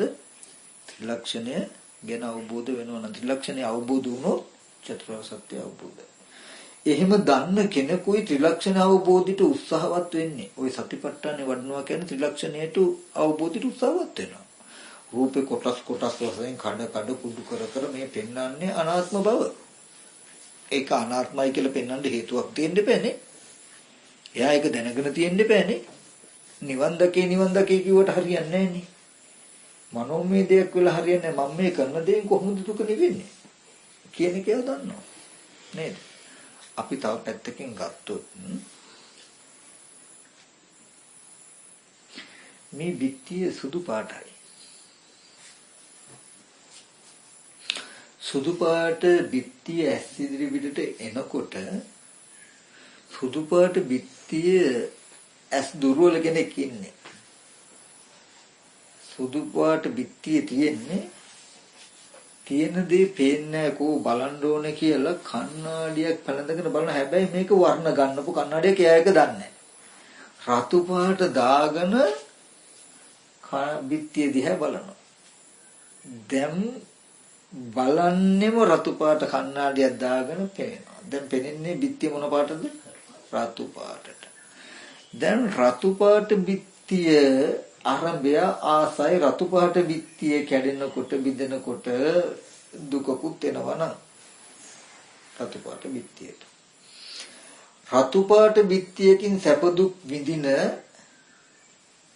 කෙනා ඔය සිද්ධිය නොදන්නා කෙනා හිතාගෙන ඉන්නේ බිත්තිය රතු පාටමයි කියලා. මේ බිත්තිය සුදු පාට බිත්තිය සුදු පාට නොදන්නාකම නිසා නොපෙනෙන කම නිසා බලන්න කියලා දාගත්ත කණ්ණාඩියෙන් පෙවුනේ මේ පාට ඒකත් දන්නේ නැත්තම් එයාට බලපු කණ්ණාඩියෙන් පෙවුනේ බිත්තිය රතු පාට. දැන් රතු පාට දේ ඇත්තම වෙලානේ ඉන්නේ. ඔය වගේ බලන ඔක්කොම කණ්ණාඩි දාගෙන නම් බලන්නේ. දැන් ඔය අතර ප්‍රශ්නිකුත් නැහැ නේ කාටවත්. ඔහොම රතු පාට බිත්තියක් දිහා බලලා රතු පාට ගැන කතා කර කර සතුටු වෙන කෙනෙක් දිහා පැත්තක ඉඳන් බැලුවොත් කණ්ණාඩි නැති කෙනෙක් කොහොම පෙනෙයිද? එයාට පෙනේ බිත්තිය සුදු පාටයි ඒක නොපෙනෙන කම නිසා රතු පාට කණ්ණාඩියක් කලඳගෙන ඒ කණ්ණාඩියෙන් බලලා මේ බිත්තිය රතු පාට කරගෙන රතු පාට බිත්තියකින් සැප දුක් විඳින මානසික මට්ටම් ටිකක් පෙනේ නේද? තේරෙනවද? ඒ වගේ සුදු පාට බිත්තිය වගේ තමයි රූපය අනිත්‍යයි දුකයි අනාත්මයි. සුදු පාට දේ නොපෙනෙන කම නිසා බලන්න යමක් ගත්තා වගේ අනිත්‍ය දුක්ඛ අනාත්ම ස්වභාවය නොපෙනෙන කම නිසා බලන්න අපි කණ්ණාඩිය දාගත්තා ඉගෙන ගත්තේ රූපෙ දිහා බලන්න කල්යාණ මිත්‍ර ඇසුර සද්ධර්ම ශ්‍රමයේ වටිනාකම සහ කල්යාණ මිත්‍ර ඇසුර සද්ධර්ම ශ්‍රවණිය නැති ලෝකී පැවැත්මේ ස්වභාවය තමයි මේ කණ්ණාඩි දෙකේ වෙනස. ලෝකයා අපිට දුන්නේ බලන්න ඕනේ නකොට මතපත ගන්නකොට දුන්නේ මොකද්ද? වර්ණ ගන්නපු කණ්ණාඩි වගේ ඔන්න රතු පාට කණ්ණාඩියක් දුන්නා දාගෙන පැලඳගෙන අපි බැලුවාම රතු පාටට පේනවා වගේ ආත්ම සංඥාව පැලඳගෙන මේ රූපෙ දිහා බැලුවාම දැන් රූපය ආත්මයි. ආත්ම රූප ටිකක් එක්කයි දැන් අපි සැප දුක් විඳින්නේ. ආත්ම රූප ටිකක් එක්කයි ගනුදෙනු කරන්නේ. ඒ නිසා එන සැප දුක් දෙකේ දුකේ අප්‍රිය සංපයෝග දුක්ඛේ ප්‍රිය සැප දෙ නැති වුණු ප්‍රිය විපයෝග දුක්ඛේ. ඔය සැප දුක් දෙකේ තියෙන පුතේ ප්‍රධාන දුක් දෙකයි. මොකද මේ ඔක්කොම දුක් ටිකේ තියෙන්නේ ප්‍රධාන වශයෙන් දුක් දෙකයි. අප්‍රිය සංපයෝග දුක්ඛේ සහ ප්‍රිය විපයෝග දුක්ඛේ කියන මේ දුක් දෙක විඳිනවා අපි. දැන් මේ දුක් දෙක විඳින කෙනා දිහා පැත්තක ඉඳන් බලන කෙනාට මිසක සුදු බිත්තියයි කණ්ණාඩි රතු කණ්ණාඩියෙන් දාලා රතු කරගෙන විඳින එකයි අහුවෙන්නේ. රතු පාට කණ්ණාඩියෙන් බලලා ඒක විඳින කෙනාට ඒක බොරුවක් කියන්න පුළුවන්ද? තේරෙනවද? මේ පුතේ මේ සිද්ධිය හීනෙනුත් නොගී විරු නිවන කියලා කියන්නේ. ලෝකෙට මේක අවිෂයයි. සුදු පාට බිත්තියක් තියෙන තැනක ඒ බව නොදන්නා නොපෙනෙන කම නිසා බලන්න ගත්ත කණ්ණාඩිය පාටට පෙනිලා බලපු පාටටයි සැප දුක් විඳින්න මිසක තියෙන දේ නෙවෙයි. ඒ හින්දා මේ සැප දුක් දෙකට හේතුව මේ කණ්ණාඩිය. කණ්ණාඩිය ගැලුවොත් මේ සැප දුක් නැති වෙනවා. ඒකට හේතුව මේ පෙනෙන රූපයට හිත යොමු කළ මේ කණ්ණාඩිය ගලවන්න කියන කාරණාව පණිවිඩය. ඔය කෙටියෙන් ගත්තාම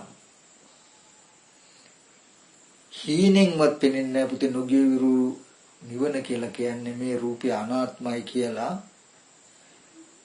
හීනකින්වත් මේ ලෝකේ කෙනෙකුට හිතෙන්නේ නැහැ. ඔය වචනේ කිසිම කෙනෙකුගෙන් අහන්නේ නැතුව Taman තනියම අවබෝධ කරගත්තොත් එයාට කියනවා සම්මා සම්බුද්දයි කියලා. මොකද්ද? අනිත්‍ය දුක්ඛ අනාත්ම කියන ත්‍රිලක්ෂණය. මොකේද? රූපය අනිත්‍ය බව, දුක් බව, අනාත්ම බව අවබෝධ කරගත්තොත් වේදනා සංඥා සංකාර විඥාන මේ ධර්මතා ටික අවබෝධ කරගත්තොත් සම්මා සම්බුද්දයි කියනවා. ඒත් මෙහා කෙනෙක් අවබෝධ කරගත්තොත් පච්චේක සම්බුද්දයි කියනවා. ඒ ඇරෙන්න වෙන කිසිම කෙනෙක් මේ පණිවිඩය ලෝකෙ තුල තනියම නම් ගන්නෑ. ඒ තථාගතයන් වහන්සේගෙන් අහගත්ත කෙනෙක්ම මිසක අවුරුදු 100,000 ගාණක් ගිහිල්ලා හරි ඒ සම්මා සම්බුදුරජාන් වහන්සේගෙම අහගත්ත කෙනෙක්ම මිසක මේ පණිවිඩය කියන්නේ අනාත්මයි කියන එක. අනිත්‍ය දුකයි අනාත්මයි කියන එක ඒිට මෙහා කියන්න බෑ. ඒිට මෙහා කියන්න පුළුවන් කියන ඔක්කොම නිත්‍ය සංඥාව ඇතුළේ අනාත්මයක් කතා කරන. ඒ කියන්නේ ඔක්කොම ටීවී එක ඇතුලේ පෙනෙන ආත්ම සංඥාව ඇතුලේ අනාත්මයක් කතා කරන්නේ. මිනිස්සු මැරෙන හින්දා අනාත්මයිනේ. මිනිස්සු ලෙඩ වෙන හින්දා අනිත්‍යයිනේ. මිනිස්සු මැරෙන ලෙඩ වෙන එක දුකයිනේ. එහෙම නෙමෙයිද කතා කරන්නේ. අත දික් කළා කතා කිරිය හැකිද ටීවී එකට මිනිස්සු මැරෙන එක හින්දායි දුක. මිනිස්සු මේ මැරෙන එකටයි අනිත්‍ය කියන්නේ. මිනිස්සු මැරෙන එකටයි දුකයි කියන්නේ කියලා ටීවී එකට අත දික් කළ හැකිද? බලන්න මොනතරම් වෙනස්ද කියන එක. ඔය අනිත්‍ය දුක්ඛ අනාත්ම මේ ශාසනය බැහැර වුණ කෙනෙක් කතා කළායි. නමුත් මේ අනිත්‍ය දුකයි අනාත්මයි කියන ත්‍රිලක්ෂණය අවබෝධ වුණොත් නිත්‍ය සංඥාවම ගෙවිලා යනවා. දුක සුඛ සංඥාවම සුභ සංඥාවම ආත්ම සංඥාවම ගෙවෙනවා. දුකට තියෙන ශේෂ්ත්‍රයම නැති වෙනවා. ආයි දුක සීති බොහෝතෝස්මි නිබ්බුතෝ. මම නියුනේ වෙමි සිසිල්ලුයේ වෙමි කියන තැනම නිර්මාණය කරනවා මිසක මේ ලෝකයේ විදින දුක ඉතුරු කරන්නේ නැහැ. මේ පණිවිඩය කියලා දෙන්න කෙනෙක් නැතුව අහගන්න තැනක් නැතුව කල්ප ගණන් අපි සසරේ බින්දා. මම කියන්නේ මේ අවුරුදු 50ට ඇත්ත කරගන්න එපා. මේ කණ්ණාඩියෙන් ගලවලා දාගෙන රතු පාට බිත්තියක් දිහා බලලා ගොඩාක් දුක් විඳා. ඒ රතු පාට බිත්තියක් කරන්නේ බොහෝ සංකල්ප තියෙන්න පුළුවන්. ඒ ලෝකෙට එක සුන්දරයිව පෙනෙන්න පුළුවන්. නමුත් ඒ කණ්ණාඩිය අවශ්‍යක්තිය නොපුතේ. අවුරුදු 100යි කණ්ණාඩිය රතු පාට කණ්ණාඩිය අවශ්‍ය. ඉතින් පස්සේ ඉන්න කම්ම දුක ඒ දුක තුල දුක ඇති කරන හේතුවක් තියෙනවා. ඉතින් මෙන්න මේ ටික ඉගෙනගෙන අපිට තිබුණු මේ පාඩුව ලෝකෙට නොතබන්න උත්සාහවත් වෙනවා නම් ඒක තමයි පුතේ සත්පුරුෂකම. පැවිද්ද විතර ලාභයක් නම් ශාසනේ කවදාවත් නැහැ. හැමදාම සසර මේ අවිද්‍යාව ඇතුලේ මහා දුක්ඛන්දක් විඳාය. ඒ දුකෙන් ඈතර වෙන මාවතක් මේ ලෝකේ කවදාවත් කිසිම දවසක කිසිම තැනක නැහැ, තිබුණෙත් නැහැ, තියෙන්නෙත් නැහැ. ඉතින් ඒ දුකෙන් මිදීමේ නියම පණිවිඩය බුදුරජාණන් වහන්සේ පහළ මතුකොල්ල අරගෙන ලෝකේ තබලා පිරුණම් පෑවා. පරම්පරාවෙන් පරම්පරාවට ලෝකෙට ශාන්තිය උදා කරමින් මහා සංඝරත්නය මේ පණිවිඩය හැකි ශක්ති ප්‍රමාණය ගෙනත් දුන්නා. නමුත් මේ ධර්මය කියන එකත් පුතේ නිදානයක් වගේ. සමහර රජවරු සිටවරු වස්තු නිදහම් කරනවා තමන්ගේ අනාගත උරුමකාරයන්ට ගන්න අදිස්ථාන කරලා. හැබැයි නිදහම් කරනවා කියන්නේ ඕනම කෙනෙකුට ඕන විදිහට ගන්න පුළුවන් කමක් නෑ ඒක. බොහොම අමාරුයි. අයිතිකාරයා ආවහම බොහොම පහසුවෙන් ගත හැකි. නේද? ඒ වගේ මේ අනිත්‍ය දුක්ඛ අනාත්ම කියන ත්‍රිලක්ෂණේ නැමැති නිදහනේ නිදහම් කළා. ඒ නිදහනේ උඩින් වහපු කළු ගලකින් වහලා ඒ තියෙන නිදහනේ තමයි පරියප්තිය කියලා කියන්නේ. ඒක හැමෝටම ගන්න බෑ. හේතු සම්පත් තියන අයව නිවන් දක්කලා මේ නිධානය මතු හේතු තියන අය පහළ වෙච්ච දවසක මේකට උරුමකාරයෝ හිමිකාරයෝ ආපු දවසක ලෝකේ පහළ වෙන විදිහට නිදාන් කළා. සම්මා සම්බුදුජානක පිටුම් බැලුවා. මේ අවුරුදු දහස් ගාණක් ගියා. මට හිතෙනවා අද ආපහු මේකෙන් වැඩ ගන්න පුළුවන් මනස් ටිකක් ඇති කාලයක් කියලා. මේ නිධානය tempat වෙලා තියෙන්නේ පිටිකේ කොහොමද මේ අභිධර්ම පිටිකේම විතරයි. ධම්මසංගණීය කළ පමණකින් ඉස්සර කියනවා කතාව චුල්ලසෝතාපන්නයි කියලා. මම අද ඕගලන්ට මේ ටික කතා කරන්නේ ධම්මසංගණීයෙන් ලැබුණු අවබෝධය වෙන මොකකින්වත් නෙමෙයි. මේ ත්‍රිලක්ෂණය කියන එක ලෝකී ඇත්ත ඇති හැටි පෙන්නපු වචනය තථාගතයන් වහන්සේ නිදාන් කරපු තැන තමයි අභිධර්මයේ. ඉතින් ඒකද නිදාන හිමිකාර්යයට තිබුදුර ඇරෙනවා වගේ මේකට පින කියන එක තියෙනුනේ අභිධර්ම උනත් ගොඩාක් ඉගෙන ගත්ත බොහෝ කාලයක්. නමුත් මේ අර්ථය ආවේ නැහැ. ඉතින් පිපෙන්න තියෙන පොහොට්ටු වලට ඉරේලිය විතරයි අවශ්‍ය පිපෙනවා වගේ හේතු සම්පත් තියෙන මනස ඇති වුණාම මේ ධර්මයේ විවර වෙනවා හැම කල්ලිම. මේ අපි මේක තේරුම් අරගෙන හැකි ශක්ති ප්‍රමාණයෙන් උත්සාහවත් වුණාට මේක ටික කාලෙකින් මේ දරන්න පුළුවන් ඇති මානසික මට්ටම තියෙන තාක් දුරට ගිහිල්ලා මේ ප්‍රතිපදාව ආයත වෙනවා. ආයත නිදාන දොර යනවා වගේ. ආයත පරියප්තිය යන මේ ආවා වගේ පෙළ ඉදිරියට යනවා. ඒක ඉතින් ඒ කාලේට හඳුරුකුළු රැක ගන්න හදනවා මහා සංඝරත්නය කියන්නේ එදාට එහෙම අර්ථයක් නැතුව රැක ගන්න අය සංඝරත්නයමයි. අපි කාටවත් දුස්සීලයි කියන්න බෑ. ඒ අය කොහොම හරි තමන්ගේ කාර්ය කළා තියෙන මේ සංඝයා කියලා කියන්නේ මේ පරියප්තිය කොහොම හරි ඉදිරියට ගෙනියන නෞකාවක් වගේ. මොන විදිහකට හරි කෙනා ඒ වැඩේ කළා තියෙනවා. දුස්සීලයි කියලා පෞද්ගලික ජීවිතයේ අඩුපාඩු නෙමෙයි මෙතෙන්දි බලන්නේ.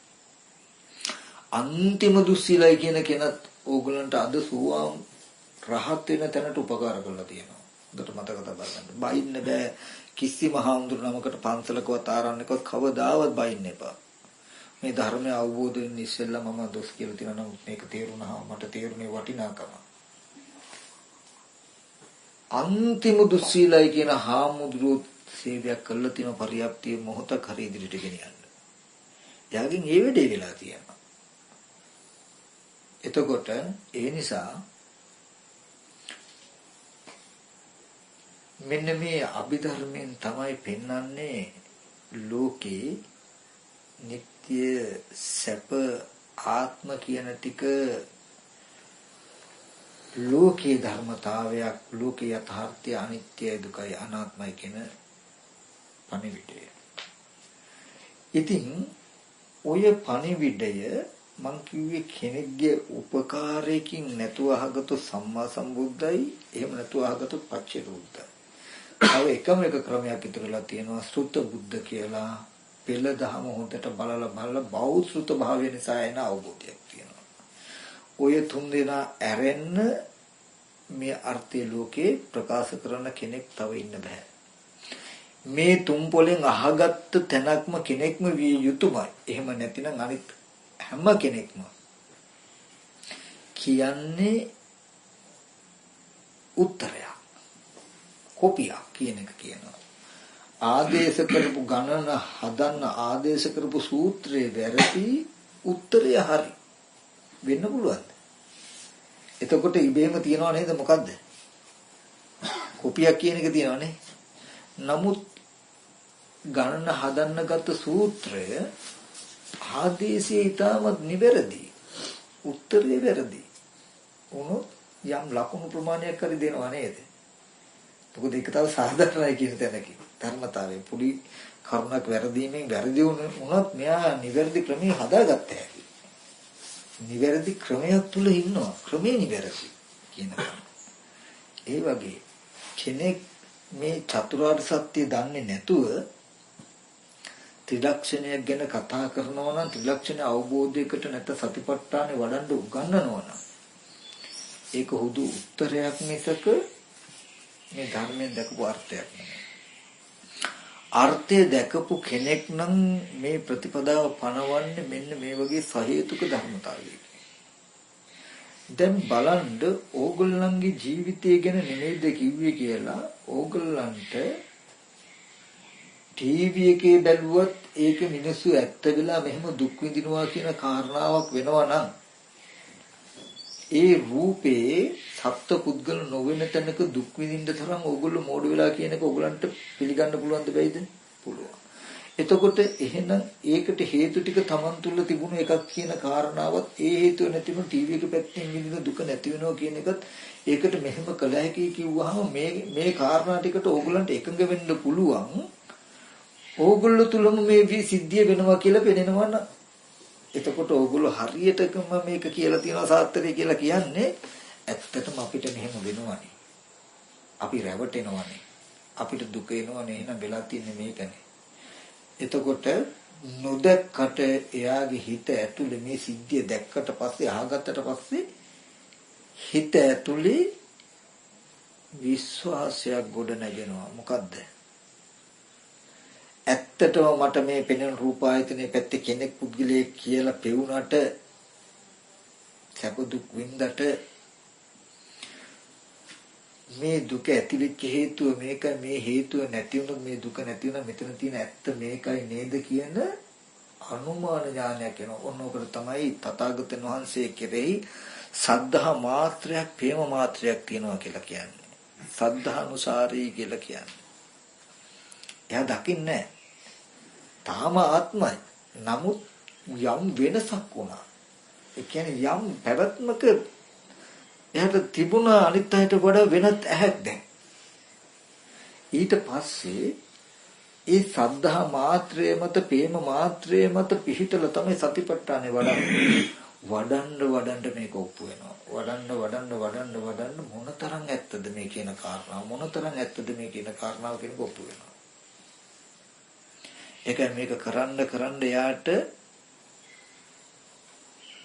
සක්කාය දිට්ඨි විචිකිච්ඡා සීලබ්බත පරමස රූපේ සත්‍ය පුද්ගලයේ දකින්නවා කියන ගතිය ඒක ආරම්භය ඇත්තටම එහෙම වෙන්න පුළුවන්ද කෙනෙක්ද නැද්ද කියලා එක වෙන්න පුළුවන්ද කියන ගතිය මේ ගති ගෙවි යනවා. යම් වෙලාවක මෙහෙම බලනකොට රූපය ආත්මයි කියලා පෙනෙනකම ඒකෙන් හොඳටම හේතුව යට පෙනෙනවා. මේ හේතුව නිසා මේ ඉච්ඡරකල් මෙහෙම වෙලා තියෙන කෙනෙක් පෙනෙන මට්ටමට ආවහම රූපය ආරම්භය සක්කාය දිට්ඨිය නැති වුණාම මේ පෙනෙන පැත්තේ ඒ ගැන සැකේකුත් නැත්තම් පිරිසිදු වීම සඳහා වෘත සමාදානයකුත් නැහැ කියන මට්ටමටම දැක්කම කියනවා දිට්ඨි සම්පන්නයි සෝවාන් වුණා කියලා. මේ අහගත්ත ටික මේ විදිහට කරනකොට ඇති වෙන ප්‍රතිඵල ටික. එතකොට ඒකද පෙනෙන්නේ Tamanටමයි මේ පෙනෙන රූපායතනයේ අනාත්ම ස්වභාවයේ ඉච්ඡයට ප්‍රත්‍යක්ෂකම නිසා Taman තුල කෙලෙස් ඇතිවිලා කෙලෙසේකුයි මෙච්චරකල් පරිහරණය කළා දුක් විඳලා තියෙන කියන කාරණාව පැහැදිලි වෙච්ච බව පැහැදිලි Tamanටමයි. ආයෙ කාගෙන්වත් අහන්න ඕනේ මම දැන් සෝවාන්ද කියලා. දාදා අපි කතා කරන්නේ මම එළියක් දැක්කහම තුනේ ඒක සෝවාන්ද රූපේ බින්දිලා ටක් ගාලා නැතිලා ගියා සෝවාන්ද කිසිම දෙයක් හිතෙන්නේ නැති හිස්තැනකට ආව ඒක මොකද්ද කියලා මේ එක එක දේවල් අහන කාරණාව තුලම තියෙනවා නේද Taman කලේ මොකද්ද කරන්නේ මොකද්ද කියන එක නෑ කියන්නේ. හොඳයි මේ විදිහට චතුරාර්ය සත්‍ය දන්න කෙනෙකුට ඔය වගේ අදහස් එයිද? එන්න පුළුවන්ද? නෑ. එයා සතිපට්ඨානේ වඩන්න දන්නවා වෙන ගුරු උපදේශයක් නැතෝ වුණත් කැලේකට ගිහලා Taman රහත් වෙනකම්. ඒ Tamanට තාම මේ පුද්ගලෙක් කියලා පෙනෙනකම පෙනෙනවා. ඒ කියන්නේ දුකට හේතුව මේ මත පතිත වෙලා දුක නිර්මාණය වෙලා තාම තියෙනවා කියන එක දුක තාම දුකේ ඉන්නේ කියන එක තියෙනවා. මේ පුද්ගලයා ලෙඩ වෙච්ච මහලු වෙච්ච මරිච්ච දවසට දුක එන මානසික මට්ටමක ඉන්නේ කියන එක දන්නවා එයා. දුකට හේතුව තාම තියෙනවා කියලා දන්නවා. මේ හේතුව නැති වෙලා නැහැ කියන එක දන්නවා. ඒ කියන්නේ මම ප්‍රතිපදාව තාම හරියට වඩලා නැහැ කියන එක එයා දන්නවා. සතිපට්ඨාන හරියට වඩලා නැහැ කියන එක දන්නවා. වඩන්න දැන් හේතුව ටිකක් ඉස්සරට වඩා අඩුයි. දැන් මේ පෙනෙනකම ඇත්තම වෙනකම අඩුයි. ඒ කියන්නේ දුකත් අඩුයි කියන එක දන්නවා. ඈ සත්‍ය ඥානය කියලා කිව්වේ දුක දැක්කා. දුකට හේතුව මේ නිත්‍ය සංඥාව කියලා දැක්කා. හේතුව නැති වුණ දුක නැති වෙනවා කියලා දැක්කා. ඒ සඳහා අනාත්මය පෙන්විය යුතුයි කියලා දැනගත්තා. ඔය හතර ඒ විදිහටම විපරිත නොවන විදිහට දැනගත්තාම කියන සත්‍ය ඥානය කියලා. සත්‍ය. කෘත්‍ය තමයි එහෙනම් මේ දුක පිරිසිඳ දැකලා මේ හේතුව නැති කරලා නිරෝධය සාක්ෂාත් කරන්න මග වැඩි යුතුයි නේද කියලා ක්‍රීම දන්නවා. කෙන කරන්න දන්නවා. කරනවා. දුක පිරිසිඳ දැක්කා, සමුදය දුරු වුණා, දුකේ නිරෝධය සාක්ෂාත් කරගත්තා, මග වැඩිලා ඉවරයි. දුක පිරිසිඳ දැක්කා කියන තැන එනකොට ටීවීකේ රූපේමයි දකින්නේ අනිත්‍ය දුක්ඛ ස්කන්ධය. ස්කන්ධ මාත්‍රයක දුකක් දකිනවා. පංච උපාදානස්කන්ධ දුක්ඛ මේ සත්පුද්ගල ආත්ම භාවයෙන් ඒ දුක පිරිසින් දැකීම මතම සත්පුද්ගල භාවයෙන් එන දුක් ටිකම නිරුද්ධ වෙනවා. ඒ දුක ඇති කරපු හේතුවත් නිරුද්ධ වෙනවා. එතකොට මෙන්න මේ ටික තමයි මට ඉතින් ඕගොල්ලන්ට මතක් කරන්න තියෙන්නේ. මේක කරන්න ඕගොල්ලන්ට හොඳට පැහැදිලි වෙන්නට ඕනේ එක දෙයක්. විසුරුණු මනසින් පුරුදු මනසින් කෙලෙස් සහගත මනසකින් ස්පර්ශ ආයතන 6 පරිහරණය කරන තාක් යමක් සඳහා නම් පැවිදි වුණේ පැවිද්දේ අර්ථය ඈතින් ඈතට යනමසක ලං වෙන්නේ නැහැ කියන එක. මේ ස්පර්ශ ආයතන 6 ආරම්භය පියාසතු ඉදම කියලා බුදුරජාණන් වහන්සේ පෙන්වුවේ සතිපට්ඨාන සිහියෙන් ඉන්න තාක් යමක් සඳහන් පැවිදුනේ පැවිදි වෙච්ච හේතුව ටිකෙන් ටික ලං වෙනවා කියන කාරණාව තේරුම් ගන්න. එතකොට දැන් තමන් දන්නවා දුකෙන් නිදහස් වෙන්නේ කොහොමද, දුක් විඳින්නේ කොහොමද කියන එක. ඒ හින්දා තමන්ට දැන මම දුක් විඳින්න යන පාරේ මේ යන්නේ කියන එක දැක යන්න පුළුවන්. දුක නැති කරන පාරේ මම මේ යමින් කටයුතු කරන්නේ කියන එක දැක කටයුතු කරන්න පුළුවන්.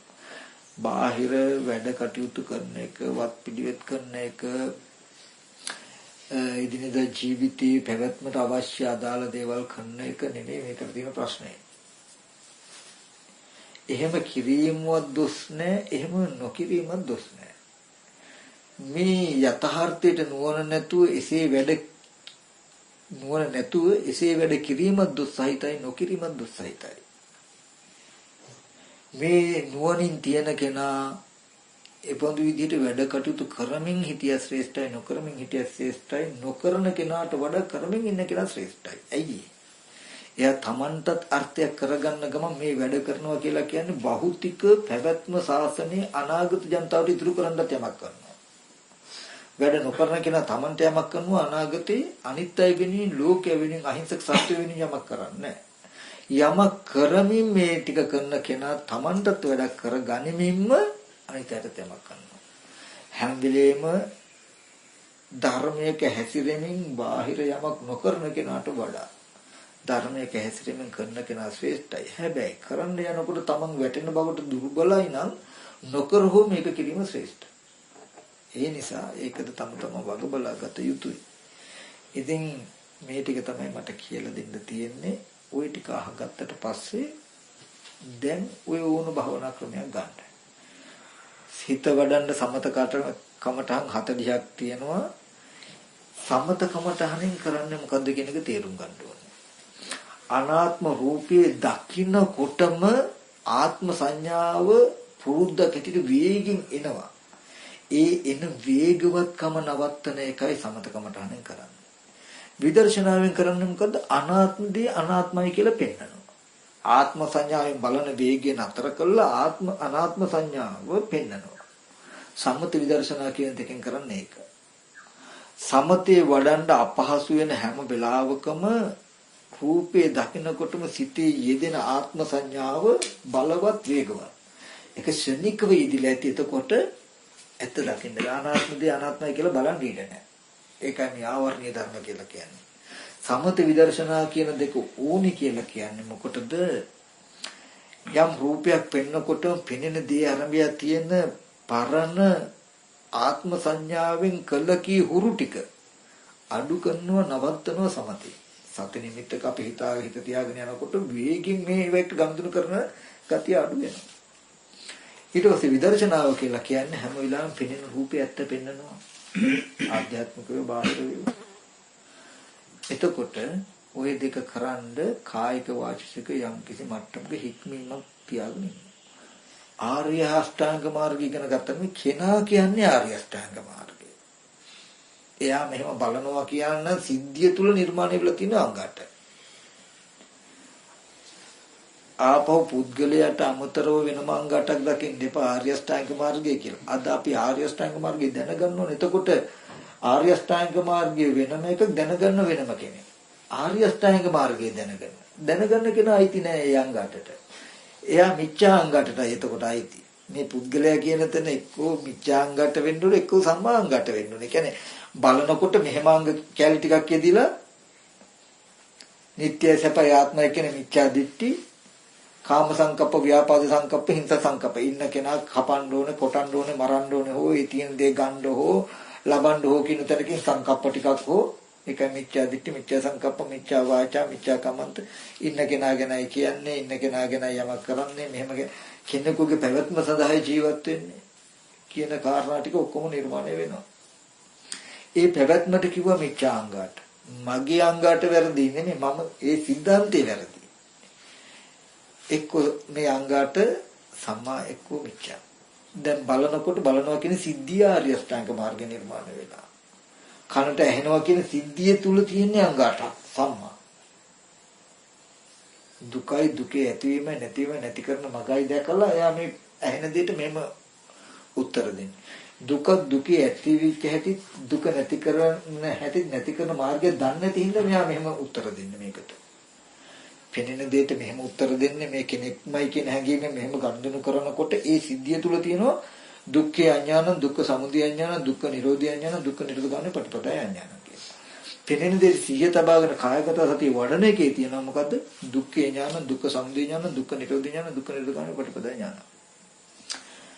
කෙනෙක් මිච්ඡා අංගාටද සම්මා අංගාටද කියන කාරණාව තුල කෙනා පුද්ගලයා නිර්මාණය වෙනවා. එතකොට ඒක නිර්මාණය වෙන්නේ පෙනෙන හැන අරමුණක් ගන්න. ඉතින් මිච්ඡා අංගාටේ ඵලය දුක සම්මා අංගාටේ ඵලය නිවන. ඉතින් මෙන්න මේ ටික තේරුම් අරගෙන හැමදෙනාම මේ සඳහා උත්සාහවත් වෙන්න මේ කුසල ධර්මයේ මේ සෑම දිනාටම මේ ජීවිතයේදීම චතුරාර්ය සත්‍ය අවබෝධ කරන ත්‍රිලක්ෂණය අවබෝධ කරගන්න මේ සසර දුක්ඛේ නිවා ගන්නට හේතු වේවා. මේ උතුම් සද්ධර්මයේ අහිංසක ලෝකයේ දුක් ඇස්වල දුක් කඳුළු නිවමින් හෙට දවසේදී ලෝකෙ තුල පවත්තන්ට භික්ෂුන් වහන්සේලා හැටියට ඔබ වහන්සේලාට ශක්තිය ධෛර්යයම ලැබේවා. මගේ බුදුහාමුදුරන්ගේ ශාසනයට සේවයක් කරන්න ඔබ වහන්සේලාට හැකියාව ලැබේවා කියලා ආශිර්වාද කරනවා.